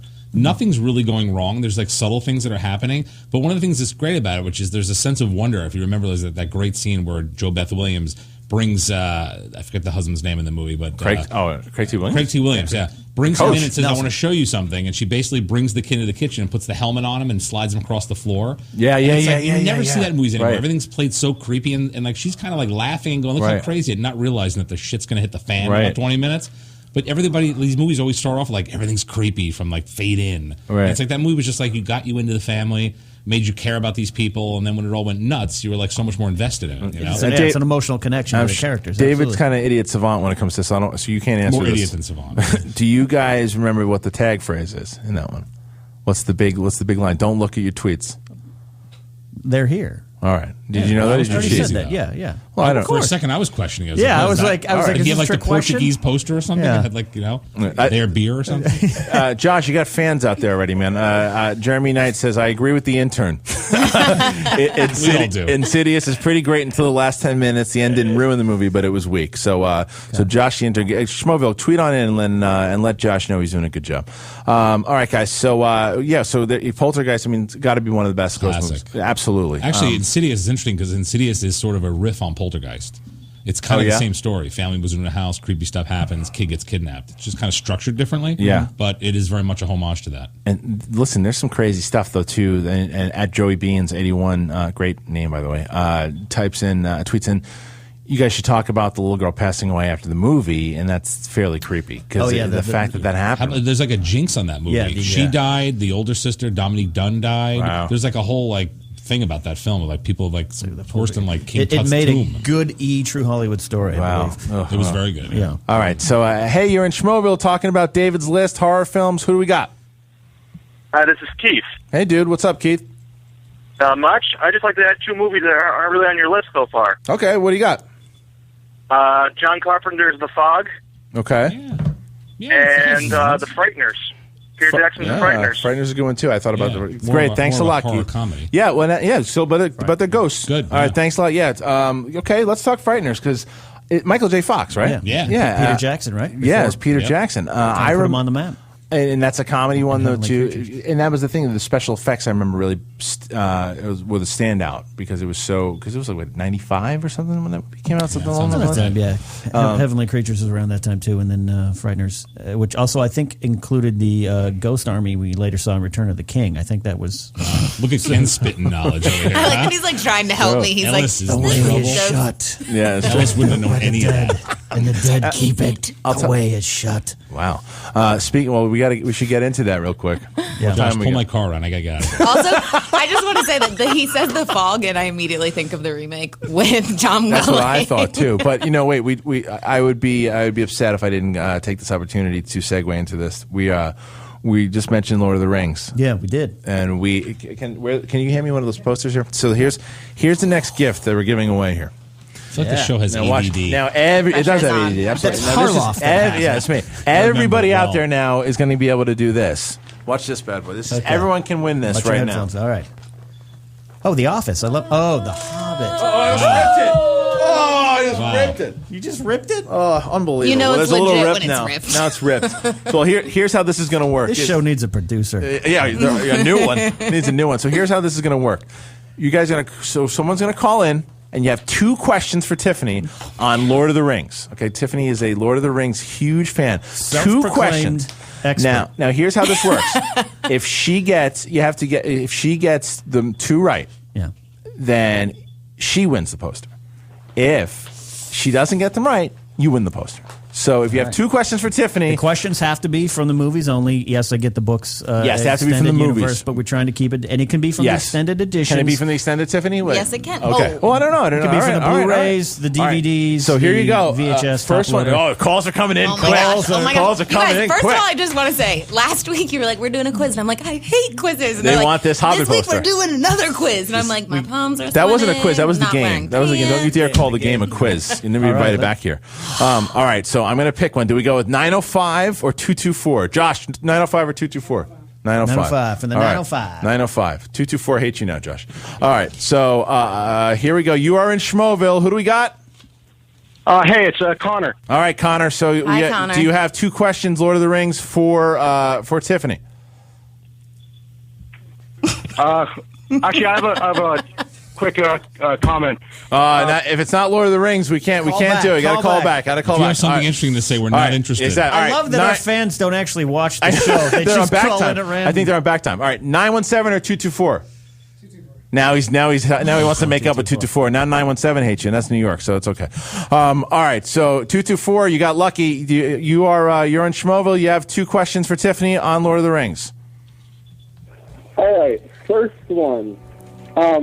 Is that the Lord of the Rings score playing in the background? It is. In the 2 Towers, Aragorn tells Eowyn how old he is. How old does he say he is?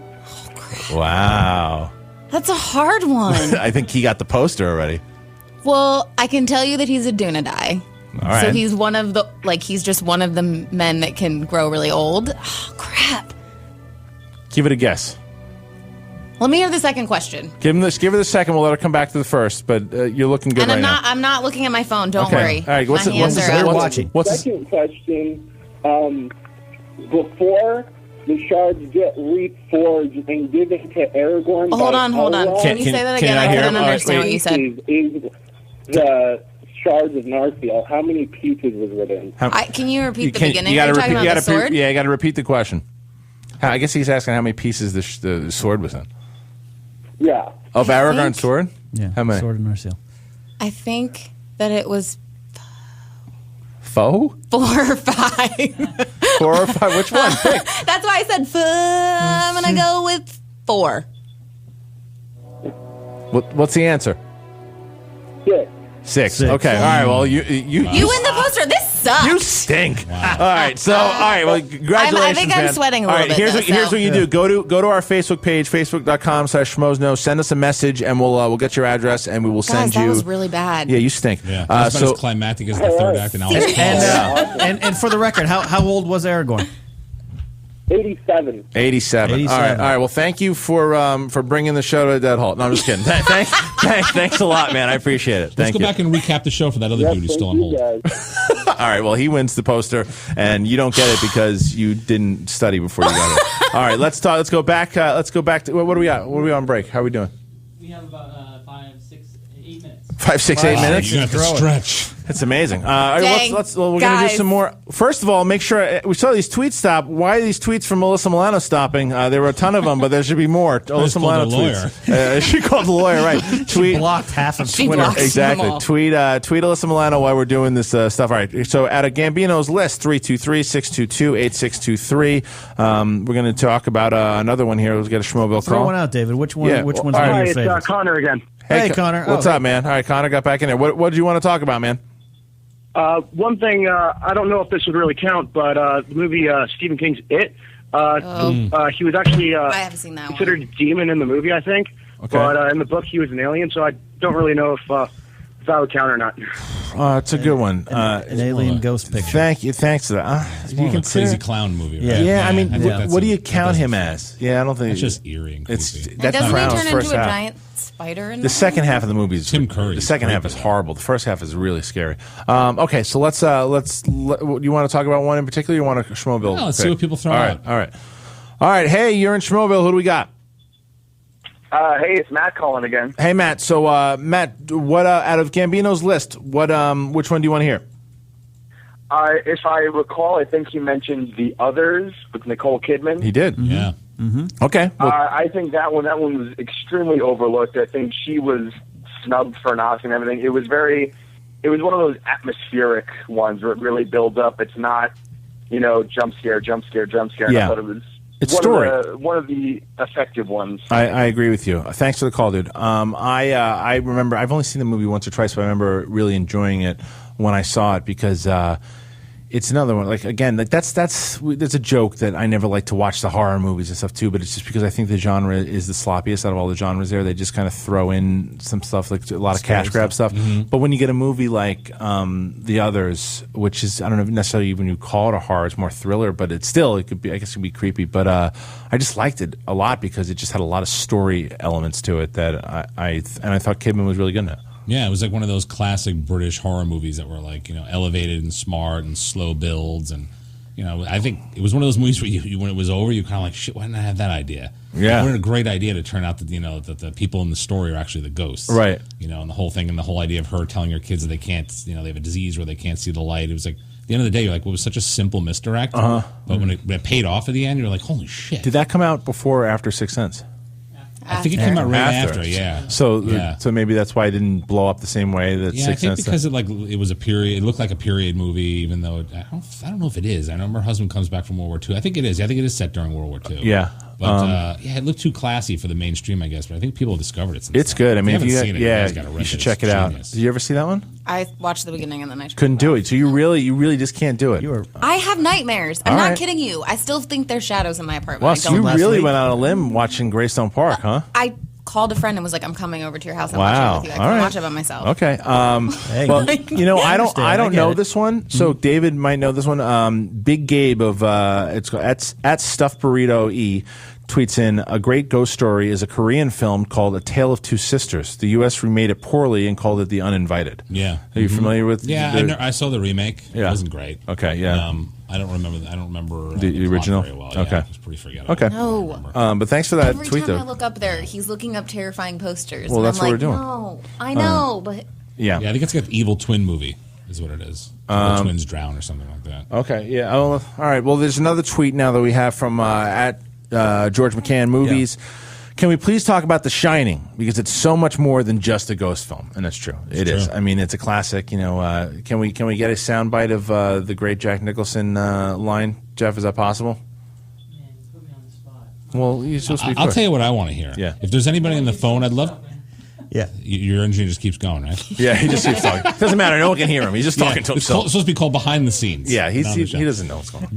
I'd love to hear people's theories on what they think the ending of the movie is, where you move in on the last shot and it's a picture of Jack Nicholson. The question is, what does that mean to people? I'm curious what the theories are on that. All right, Schmovel, you're on the spot then. If you're listening, David's question. Next call, 323-622-8623. You got to answer David's question, or unfortunately, got to hang up on you. Just to clarify, so everyone knows who haven't seen the film, to remind people, the last shot of the movie is that slow push in on the photo that shows Jack Nicholson is at a party from like 1934, which shows that he used to work in the hotel years ago. Okay. All right. So you are in Schmoville answering David's question. Who do you got? This is Jonathan. Hey, Jonathan. Did you hear David's question About The Shining? Yes. Yes. Okay. So what do you think the last shot my is? My theory is just that the whole movie rises for you to just believe that it's a haunted hotel. Builds up that way, and then they hint at the in the bathroom scene. They hint at him being the previous owner of the hotel. Right. Right. So I think the whole point is just that last shot is to ask you, kind of ask the audience, what if, Okay. Wrong. He's the Joker. Kind of like what if, just to screw with your head, pretty much. Okay. All right. That's one theory. Let's take another theory here, and then we'll talk about each theory. Okay. So you're in Schmoville answering David's question. Turn your computer down, please. Who do we got? Hey guys, it's George again. All right, Georgie. So what's your? This is your topic, George. This is your topic. David's question. What is the last shot? What does it mean? In my opinion, he's the previous caretaker in a different body in a different time. Okay. Thanks, George. We'll take one more. Let's do one more, and then because that's pretty much the same answer. So, all right, the next one. You're in Schmoville. Who do we got? It's Matt again. All right, Matt again. So, what's your theory, my friend? Well, I do have a theory. I'd first like to say I read the book before I saw the movie, and I loved the book, and I did not like the movie. Okay. I just thought that it, because in the book, hold on. He's reading the book right now. Wow. Wow. I can hear the He's pages going back to his turning. original notes. You still there? Yeah, we're here. Yeah, we're here.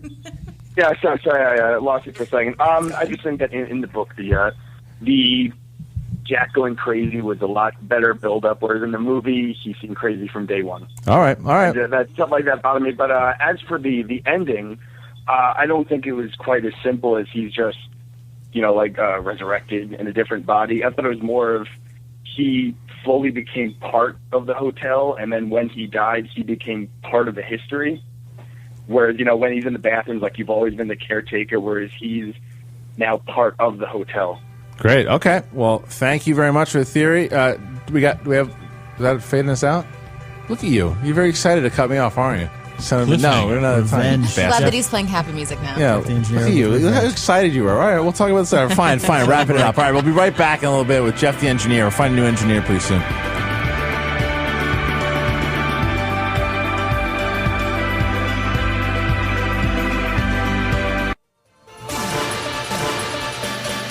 Nice little commando for you. That's good. That's very ghost related. No, we're not done talking about ghosts. But what we haven't talked about yet, you guys out there. Now, I cannot thank you guys enough. Like, we've gotten so many nice tweets and compliments on how much you guys are enjoying the podcast, and I thank you so much, Mark, and I thank you. Kenny thanks you. Tiffany even thanks you, even though she's only here sometimes. But one of the reasons you guys have been checking out, like, we have that Amazon link on the bottom. When you're watching the video, you see the little Amazon link. And one of the things when you're buying your stuff from Amazon, if you use that link, it just helps us out. It helps the show out and helps keep this thing on the air. So when you're buying stuff from Amazon, you can buy anything from Amazon. Like now, I mean, literally, like anything. I love buying. You can buy Blu-rays and whatever the books. Kindle? I'm obsessed with it. I absolutely love it. It's great. My wife can't stand it. There's boxes showing up every day. At the door. What did you buy like now? Christmas It's every like day. a thing of crazy glue. Well, good. Start using the link. Start using our link. I will. Because all you do is you click that link, and then whatever you're going to do, buy it. It just helps out the show. And I buy a lot of stuff, man. I'm going to start donating. Yeah, please. How much do you get? You get a nice cut? It helps the show. That's all I can say. It just does stuff for the show. It's like it doesn't go on our podcast as much as it just helps keep this thing on the air. So keep us afloat, guys. All right, we are back. It's the Schmoes Know podcast, and I'm here with Ken Knapsack. Hello. Yes, David Gambino from Team Downey and Tiffany Smith from G4. Welcome you back, and we are talking ghost movies. We are talking with Schmoville. We should probably give away another gift before we get into the ghost movies. Yeah, let's give another gift away. Josh, pick a gift, whatever gift you want to.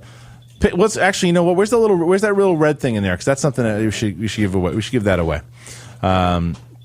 Yes. Okay. Now this, very excited for this. And you all, did you see what this is? No. Take a look. You can explain what it is.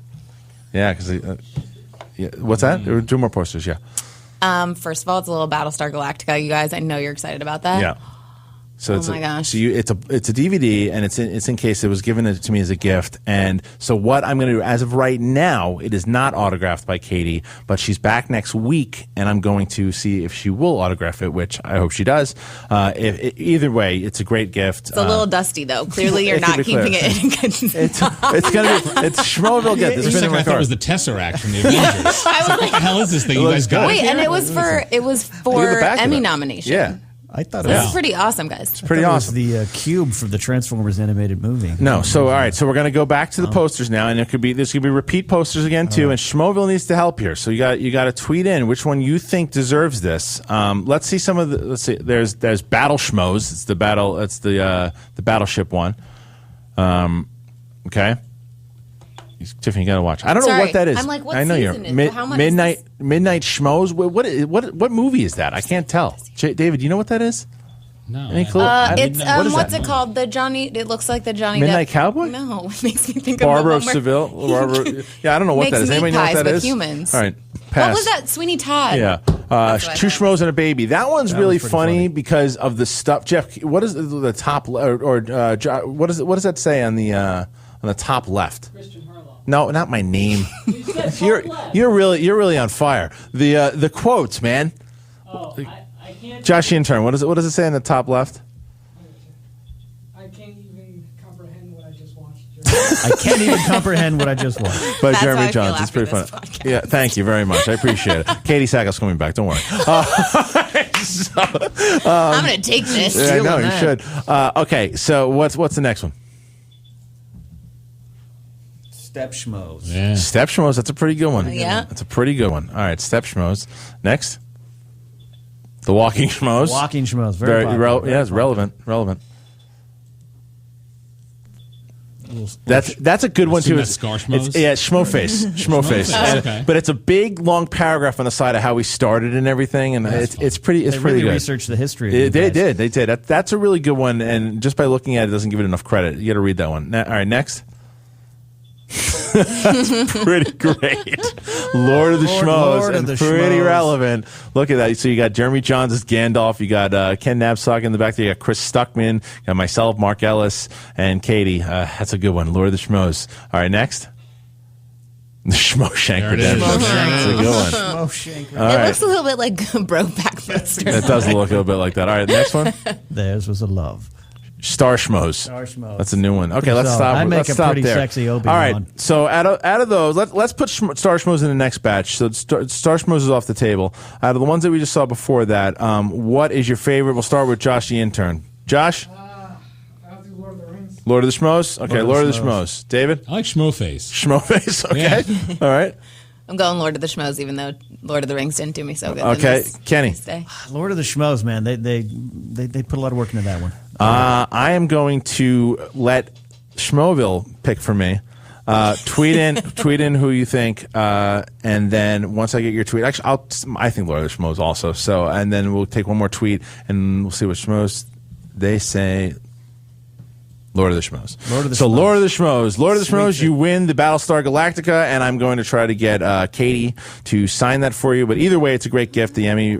So congratulations. I'm pretty sure Leanne did that. Leanne, who submitted a couple of them. 400. Yeah. But, she did a lot of them, but they're so good. So Leanne, have congratulations. To fight Tiffany for that prize. I know, it's true. And whoever wins this better buy a bottle of Purell. I don't know where this thing's been.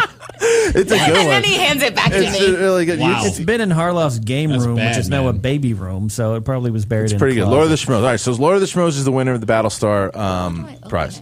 You can't open it. You lost. No. All right. What? All right. So now back to the ghost Keep movies, it in guys. its All right, original let's do ghost packaging. movies. There's no plastic wrap. Now we're gonna let Schmoville open up 323-622-8623. What movie out of David's list that he mentioned before would you like us to start talking about? 323-622-8623. Yeah, I mean, there's so many ghost movies out there that and I've missed them all because I'm afraid you don't of miss them. none of them. I'm with you. All right, well, David and I will talk about them. All right, hey, you're in Schmoville. Who do we got? This is Max. Hey, Max. So, watch? Yeah, sure. Which movie out of David's list would you like us to talk about? I don't know because it's on his list, but what about Harry Potter 8, Harry Potter and the Woman in Black? I did see that one. Well played, my friend. All right, thanks for the call, Max. That one, did you see Woman in Black? I did. Did you like it? Yeah, it was I liked pretty it good. too. Yeah, it was good. I liked it too. That movie to me, it creeped me out. Like when they dragged the bodies out of the when they pulled the car out of the swamp. Yeah, that was a good scene. That and the scene in the hallway up top creeped me out, man. Yeah, it's like so that was a good and the fact I don't want to spoil it for everybody here, but it's just the fact that what the ending was very surprising and just played into the whole ghost element of it all. So don't ruin it. I'm just saying. I did see that one. Okay, and what did you think about that one? I was terrified. But I went to support Daniel Radcliffe because I love him. But I did this the whole time, and I was like, guys, is it off the screen? Can I look at? Right. All right. And you didn't see It that. was interesting. Tiffany actually went to the movies by herself. She was just yelling that out to the audience. Right. Josh, what do you think? Ellis answered from the thumbs back. down. Wow. Why? What poster is that? Come here. Let's hear why. That's a Photoshop. Yeah, I know. Woman in Black. First of all, without stick your mug in there. This does not mean anything about the movie, but after I saw it, I couldn't figure why did anybody just leave town? Because as far as what I could tell from the movie is that haunting was located in this one area, and there's like a whole town. I was like, why didn't they just leave? All right. It made no sense to me. This kid's a realist. You gonna walk away from a house with that kind of square footage? You seen the market these days? They're just comfortable. Spoken like a kid that probably has a one-bedroom studio apartment. All right, guys. So why don't you tweet us out there and let us know whose side are you on? If you saw Men in Black, yeah, sure. If you saw Woman in Black, are you with us? Or are you with Josh the intern? Let's terrorists. Let's see how much they love you now. So all right. So David, Matt Leach at Physics Leach tweets in, "Hey Christian, I have a bad memory. Have David go over the list again." All right, here we go. Quick recap. Yeah. We said The Ring, Insidious, Devil's Backbone, Amityville Horror, Sixth Sense, Poltergeist, The Others, The Shining, What Lies Beneath, Stir of Echoes. All right. So after hearing that, let's take another phone call from Schmoville. Hey, you are in Schmoville. Who do we got? Hey, this is Chris from Minnesota. I was wondering if you guys could talk about The Ring, because when I saw that movie, it scared the shit out of me. Right now, I can't. I just tried watching the trailer like 5 minutes ago. I can't even get through the trailer because I watched it like 10 years ago. That movie scared the shit out of me. Yeah, dude. Yeah. Thank you for the call, Chris. Yeah, I'm right there with you, man. Again, another one with a child in it. This is I know. This is I why saw that one have too. children. But it's those horror movies that there's an image that just sticks with you. Those are the ones that are like that TV image. Yeah. That's I mean, that's why now I fast forward through all the previews for scary movies when I'm watching TV, because I'm like, oh no, don't look at it. She stops for the progressive commercials, but she's in any horror movie. Yeah. The thing I always remember is like Brian Cox jumping into the bathtub and remember he's got all those extension cords plugged in and he just fries himself. Yeah. Brian I always thought that was creepy. Yeah, that's true. What's that's Joey Beans just he uncovered the contest. The reason he says Christian's just giving away everything that he wasn't allowed to move with. Just have a yard sale. Who said that? Joey Beans. No, that's not true. I got some good stuff. Those posters were great, and that dice thing is true. My wife wanted me to get rid of that thing. The one good thing you rip. Well, it's true. What does this mean? Bout to go, Sam. Come on, Schmoville. We need some relationship. Oh, that's right, because of last week's call. I forgot about that. Okay, the relationship calls. Did you listen to that thing that I sent you last week? No. Guys, check out on. Christian's notorious for sending me tons of links while I'm like trying to run like the biggest actor in the world's company, and then he sends me like, "You didn't watch it? Hey, I never say that. Watch it. I never say that. Yo, have you watched it? Show it to Robert. It's like, no, I'm actually running a multi-million-dollar operation here. Look at Watch your links. Son of a bitch. And tell us when Hulk's going to be in the next film. But if you go, guys, YouTube, if you haven't heard last week's called Wrong Number Dana, I put it up there. And this girl called it the thing she was calling the Nick Ritchie show. And we just let her go on. She was calling about couples therapy. So that's what that. All right, now it makes more sense. Okay. So now back to the calls. Yes, this is ADD show. I don't give a shit. All right. So back to the phone lines. Hey, you're in Schmoville. Who do we got? Hey, it's Tony Morrow again. Hey, Tony. What's up, man? We have 5 callers. I'm very surprised that The Haunting is not on his list, because that's like the best haunted house film. Not the remake, right? The original. Yeah, the original. Okay, good. By the way, Christian, sorry about the Yankees. I'm sorry about your face. Cut him off now. So how about this list was made very quickly as I was heading out the door. Yeah. You see, Field of Dreams got stuck on there, so this was done in haste.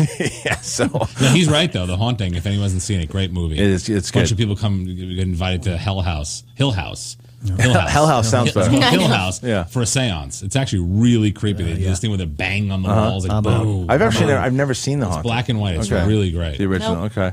So that was going. Okay. Well, the Hauntings 1, 2. I mean, there's a lot of movies that you guys, if you're we're talking about that, you should revisit, maybe see for the first time. Tiffany's never going to mention anyone. Someone tweeted me, A Christmas Carol. That's the least terrifying ghost story ever. Well, you know what? And even that, the chains. You know. It's true. Right. Well, let's go lighthearted here then.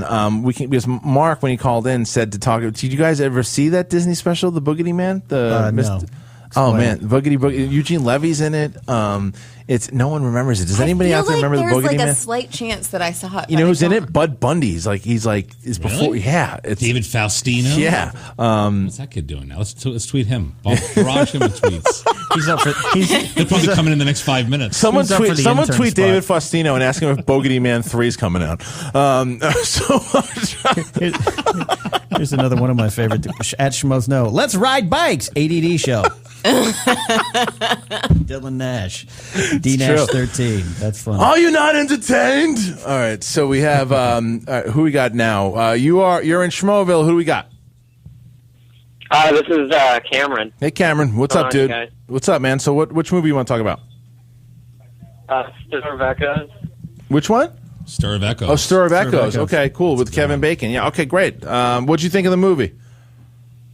I loved it. I thought it was really scary, and I know it's based off the Richard Matheson story. Okay. All right, great. So thank you for that, David. And you mentioned it before. It is little known, but Kevin Bacon's really kind of creepy in it too. Yeah, isn't he's he? really good. He plays a guy who ends up getting. He has a sister who has like psychic powers who gives him. I guess she puts like not a spell on him, but she regresses him. Mm-hmm. She does like a hypnosis on him, and he starts to see visions of a girl who's trying to communicate with him. And can I spoil it? All right, I won't spoil it. Well, wait, hold on. Yeah, spoiler alert. If you don't want to see Stir of Echoes, or if you don't care about Stir of Echoes, you can listen. But if you do, tune back in about a minute or so. It's pretty great. I mean, Kevin Bacon basically finds out the house that he and his wife just moved into. There was a girl who was mentally challenged, who was raped and killed by these creeps, and they buried her in the wall of the basement. I have seen it. It's a very simple ghost story. Yeah. She's basically reaching out through the fact that he's now sort of sensitive to this. And she's reaching out to try and get him to save her, or to basically find the bad guys that did it. So he finds her body at the end of the movie. But it's great. This whole sequence where he's digging up the backyard, he's not sure where she could be. It's a really, really effective movie. Well, now you mentioned Kevin Bacon. You mentioned this, and it makes me think of Flatliners. Flatliners is a ghost movie. That's great. Flatliners, it's good. Why? No, it's not a ghost movie. Why not? When they get dead, and they go. They get dead. They get dead. They get dead, and why they're dead? Beautiful day. That's how they pitched So the how studio. about it? What do they do? Dead. They get dead. Yeah. They get dead. Joel They go over. Schumacher's They like, see they a get ghost. dead. Yeah. So when they You got go picture. It's the truth. But they die, and then when they're there, they see these ghosts. These people, the one, the bully. Kevin Bacon bullied that girl. Kids from their past. Yeah. So I don't know. This kind of set piece to it all. So you really don't agree with that, huh? Me? Or you just don't? I'm you're just nodding shaking my your head. No, there's too many ghosts. Scary. Yeah, Tiffany started crying, tonight, actually. I think Joe the intern hated the last 10 minutes of that one, too. Joe? Yeah. Just got second act problems. So needed a rewrite. Okay, so we had this is a good point, and we talk about this movie too, because we haven't really got into it that much. Was our winner of the Battlestar block, Leanne, tweets in, "The Sixth Sense is scary as hell, but once you know the secret, can you watch it again?" I think so. I do too. I think that movie would work without the twist. It's such a good relationship story. I agree. I saw that. It's funny. I saw that movie the weekend before it came out on a sneak preview, in Chatsworth, California. No one was talking about this movie. All I knew is that Bruce Willis was in a horror film. So my wife and I went to see it. And as I said, it was one of the early screens. I think it was done to find out how to market the film the following weekend. And I can tell you, I've never seen a movie since then or before where the audience was so with the movie. They were terrified while it was playing out. That scene where the camera pans around and all the drawers are open in the kitchen. Yeah. People just freaked out. It was like a great collective movie experience that I've never had ever since. Really? True Lies on the action side was kind of like that when I saw that in Westwood one night. But for horror movies or ghost stories, that was the best movie experience I've ever had, where an audience was just so blown away and just screaming at the twist, oh my god, I can't believe it. But it's such a smart movie. By the way, real quick, just listening to him talking about movies, don't you see why he runs the company? Yeah, absolutely. I can see why you shouldn't bother him while he's running the company. That's true. Yeah. But he's talking about this ghost movie, and I'm just I've seen the movie 1,000 times. I want to know how he convinced convinced really good at selling you things that you can just go watch. It's the truth. You should be great. You should do a remake of something. I want to find out how he convinced his wife to go see a movie in Chatsworth. How did that work out? Yeah. We're going to see a movie. So then that's true, because that movie, I agree with you. I think that it just holds up. Unfortunately, he does not anymore. But that movie itself, it was really just a well done film. Creepy moments, good reveal, and I don't think you need the reveal to make the movie. I agree with you 100%. No, I saw that one. There's a scary Nice. one. I saw it after all the hype had come out, and everyone's like, "Oh my god, there's a big twist." So I guessed what it was before it happened, but I still enjoyed it. You were like, "Oh, he's from New Kids on the Block." Exactly. All right. Well, how about at Greg Spalding 101 says, "How about the movie Ghost starring Patrick Swayze?" There you go. Have you seen that one, Tiffany? Yes, I have. Okay, and what did you think about that one? I love Patrick Swayze. Okay, so that's what you think of the movie? I mean, it's kind of awkward. That whole love scene is really awkward. The one with Whoopi Goldberg? Yeah, and you want to be oh, they're making pots together and it's so sexy, but no, it's not. Right. It's weird. Oh, that part of the pots, yeah. I thought you meant the part when Whoopi Goldberg and Demi Moore start almost kissing. Well, that too. Yeah. When she's he's in her body. No. Right. Well, I still... Josh, the intern, wants to discuss and put forth, this is to kind of help Tiffany through the ghost conversation, a great lighthearted ghost movie with an up-and-coming actor named Robert Downey Jr., Hearts and Souls. So what's that? What's that all about? Is that? Yeah, you remember that one? Yeah, Josh, could step up, and you're more into this show than I am. Because I'm too scared to watch ghosts. Go over there this time. I like that he tweeted it when he's standing right over there. Yeah, that's great. No, I like that. I love this movie growing up. Me and my sisters, I have two younger sisters, we watch it all the time. Okay. It's got Charles Gordon, Tom Sizemore, Elizabeth Shue, Robert Downey Jr. We just wore out the VHS. We love that movie. And I feel like it's underrated. Not too many people, I think, bring that movie up. But Yeah, it's true. Downey sings in it. Does he really? Yeah, you guys should check it out. It's like actually a a good man. movie. Look at Josh the intern throwing down knowledge. The guy directed Tremors. Ron Underwood directed that movie. Wow, how about that? All right, thank you, Josh. Is proven to be a great. I know. The Josh is an intern's asset. totally He's sucking kicking up. ass, man. All right, Josh should host. That's true. Might as well. Probably not as more easy. Kill us focused. all. He doesn't want to ride bikes in the middle of it, and he's the trying truth. to help you, Tiffany, Well, and through I the feel like conversation. you guys might lose an intern. He might be over there tomorrow. Oh yeah, it's true. I This know. kid's on the ball. I know. like him. He's Why? Why he's do like you he's got think he's shark here? eyes. Flash you know? forward to a year from now when we're pitching movies to Josh. Down. He knew you were coming in. That's why he's like, I'm not coming in that. Who you got coming in? Your story has third act problems. Yeah, flash forward to 10 minutes from now when where bodies are strewn on the floor and he's got bloody headphones on his head, running another 3-hour shift on this thing. This is You're in Schmoeville. All right, so You're in Schmoeville. Who do we got? Hello? Hey, man, You're in Schmoeville. Who do we got?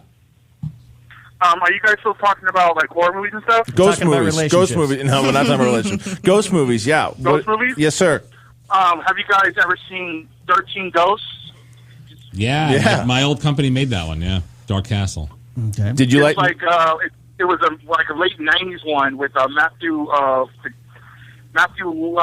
I want to say. Yeah, Lillard. Where like the ghosts were like trapped and like this guy was building his house to trap ghosts with these seals. Right. And I just thought it was like a really interesting take on like a ghost story because the ghosts were like really like rabid, like Creepy. I thought it was a really interesting take on it. Great. Okay, thank you. David, were you were at the company when they made it? Yeah, it's actually one of the better movies we made over there. It was a remake of an old William Castle film called 13 Ghosts, and William Castle was sort of the guy who was like the shockmeister of horror. Is that where Dark Castle came from? Dark Castle, yeah, because of William Castle. So basically, the way it began is Zemeckis and Silver decided they wanted to start a horror movie company. So they were always influenced by they were earlier in their careers. They were influenced by the movies of William Castle. They decided to call it Dark Castle. Okay. And the idea at first was just to remake William Castle's movies. So we did House on Haunted Hill and 13 Ghosts. And 13 Ghosts worked well. He's right. The ghosts are all in this. The whole thing takes place inside of a glass house. Right. F. Murray Abraham's this guy who's got like this spell and he goes crazy. And it's worth watching. It's pretty creepy. All right. So Well those done. guys, we've been ghost storing it up. It was really fun to talk about all those movies. And I do want to talk to David a little bit before he gets out of here. We have about 5 minutes left. So and you guys, again, thank you for all your calls and tweets about the ghost movies, and we'll get into some more. Scary movies are done now, Tiffany. So I want to talk to David some more about kind of what's going on in your universe, and as far as do you know? I know that because there's the new plot came out for Iron Man 3, and we said we were going to discuss it a little bit. Now I didn't get a big scoop on it yet. I haven't heard, but can you tell us a little bit of what you can talk about with Iron Man 3? What it's about? What you're allowed to say or not? What part of the plot came out? I wasn't aware of that. Yeah. Did somebody review it or something? Oh yeah, online? I'm not tricking you. They said It's like a paragraph. Yeah, they Paramount released a guy in a suit saves the world. Disney. No, Disney. If you guys know, do me a favor, guys. Call in right now. Only call in if you know what the synopsis on they just released something on Iron Man 3 today. Disney released it because if you can tell me what that is, and then David can talk about it because right now he doesn't want. I wouldn't want to trick him in anything. So what's up? I feel like what I read was it talks about like a man's world is ruined kind of thing. It's a lot of the stuff that I feel like was revealed at Comic-Con. It's just like written out now. Oh, okay. Did you get anything good on? Did you see anything? Yeah, I mean, it's supposed to be like him tore down to nothing, having his life destroyed around him, and then brought back up, trying to solidify the hero that he kind of became in the Avengers. That's all I got. Is that I'd accurate? say that's partially accurate. Okay, so he pretty much gets stripped down, and so David, do you know? Does it take place before or after the Avengers? After. It takes place after. Oh, okay, great. Okay, cool. Okay, so that's good to know. So, and that comes out next summer. Yep. Very cool. It's going to be in 3D. All right, 3D, and then Shane. That's the thing. Is just Shane Black's doing. Has Shane Black been around the office and stuff too? That guy. They've been shooting on the East Coast, so Shane was around when we were working on the script. But Shane's been in North Carolina and the East Coast. They're almost done with the movie. They got like 3 weeks left. One of my favorite. I don't know if I told you the story. One of my when I was working at Silver. Like David's office was in the side. Where I was sitting was like right outside his desk, but then there was another desk where the interns actually sat. And Shane used to come in and sit down and write at that desk. And one time this intern came in. Remember Ken, the intern? Yeah. And then he walks in and he goes and Shane's sitting there and he's writing and Ken goes up. He goes, "Hey man, hey, hey, and I go, no, come here. He's like, what? The guy's sitting in my seat. I got to do my work. And I go, Shane Black goes, oh my God. He's like pulling his hair. And going, oh my God, I'm an idiot. I'm going to get fired. And Shane's like, it's all right, dude. Yeah, right. knowing Shane, he probably invited him to the legendary Halloween party. I went to one of those, but that's why we met by link. That party. I went to a party. Shane Black's had the craziest parties, like after that Kiss Kiss Bang Bang movie. Yeah. Holy shit! Shane has this like gorgeous house in this private neighborhood in Los Angeles, and he used to invite a huge cross section of sort of A-listers and Hollywood weirdos and washouts and wannabes, and it was just this amazing cross section of like people in the business. Yeah, and it was wear whatever you want, come dressed in a costume or not, and they would literally, with so many people would come, they used to bus and shuttle you into this house. What? And it would go all night. It was these parties were just crazy. I remember one year I went and there was a girl there who was literally like naked head to toe, and her private parts were covered up by fire tape, and she basically said she was a crime scene. I mean, it's insane stuff. It was crazy. He doesn't do it anymore. I remember when I was there. I was pretty fresh to working at Silver, and I was like, I'll go to Shane Black's party, and like Tara Reid and somebody else were like getting all fucked up in the other room. I'm like, what is going on right now? Someone's upside down. People used to trash the house. I could never understand, why he didn't care though. I mean, he was just like he loved the action, loved having parties, loved the people bringing around, but people just throw beer everywhere, and the place was a disaster. It was a disaster, but he probably had people clean it up. It was good for the story fun. For the next year. Yeah. It was very true. All right, before we go, let's do. We did this last week. Let's do another. We're not doing the game. Don't worry. The game's, no more Lord of the Rings. No more Lord of the Rings. We're doing. I want you guys to say hey Alyssa Milano next week Schmoes Know podcast. So one more wave of Alyssa Milano tweets. And then Kenny, is there anything else that we need to do that you're going to yell at me that we didn't do so far? No, I do want to point out that George McCann tweeted in that the podcast seems to run better on beer. So we're going to make thanks a lot. Okay, good. Yeah. Thanks a lot, sure George. It was an insult. It was an insult. I'm pretty sure it was. Wow. All right. Pretty sure it was. All right. Them's fighting words, George. Thanks a lot, George. All right, let's take one more call from Schmoville before we get out of here. Hey, you're in Schmoville. Who do we got? Hello? Hey, man, what's up? This is Corey. Are y'all still talking about the Iron Man 3 plot synopsis? We can. What's up? What do you want to talk about? Well, I just read it, and it seemed like, I just want to put out, it seemed like a mix between a bunch of storylines, because I'm somewhat of a comic book nerd. Okay. And then from the pictures that I've seen, it seems that they're incorporating Iron Patriot, which seems way off because Iron Patriot in the comics was Norman Osborn from Spider-Man. Right. Well, they can't do many crossovers yet. And so it's I have no idea what story, because this new suit that they're going with in the movie is supposed to be Mark 47. As I'm looking on Comic Book Movie, and it just seems. 2 minutes. Well, yeah. All right. Let me ask David real quick. So, is there anything with this? Thanks for the call, dude. Is there anything with Iron Patriot? Can you say? You can't say anything. Can't say anything. Okay, but the kid's lost in the mythology, though, huh? He's really he's digging it, man. But do you well, maybe you can answer this then. Maybe did Shane really kind of get into the mythology of Iron Man and really go down? Is it true to comics at all? Can you talk about that at all, or can't talk about say it? this? It's going to be badass. All right, it's going to be cool. All right. We can't get too much out of them, but that's fair, guys. All right. So again, Tiffany, we like this. Before we get out of here, we can play the music in the background. Tiffany is not going to be with us next week, but I wanted to say, please come back and see us again. And Can we not talk about horror stuff? Yes, we'll bring you back again, and maybe we'd like to have you back when Katie's here and when Mark's here too, so you can just come and hang out. Thank you, and check out Tiffany on G4. Thank you to Josh, the intern, for your first day, dude. Really helpful. Thank you very much, David. As always, please come back anytime. Josh. Pull it around, man. Go up front. And seat warmers on. Yeah, and Ken Knapsack will be here next week, and he'll be in his full producer role. Mark is returning next week. Katie Sackhoff is returning. We have director Craig Brewer on next week, which I'm very excited about. Make sure you check out the Gamefly link on the bottom as well. Check out our reviews on youtube.com/schmoesknow, as well as the Facebook page, facebook.com/schmoesknow. And for me, that's it. Peace out, Mother Fs.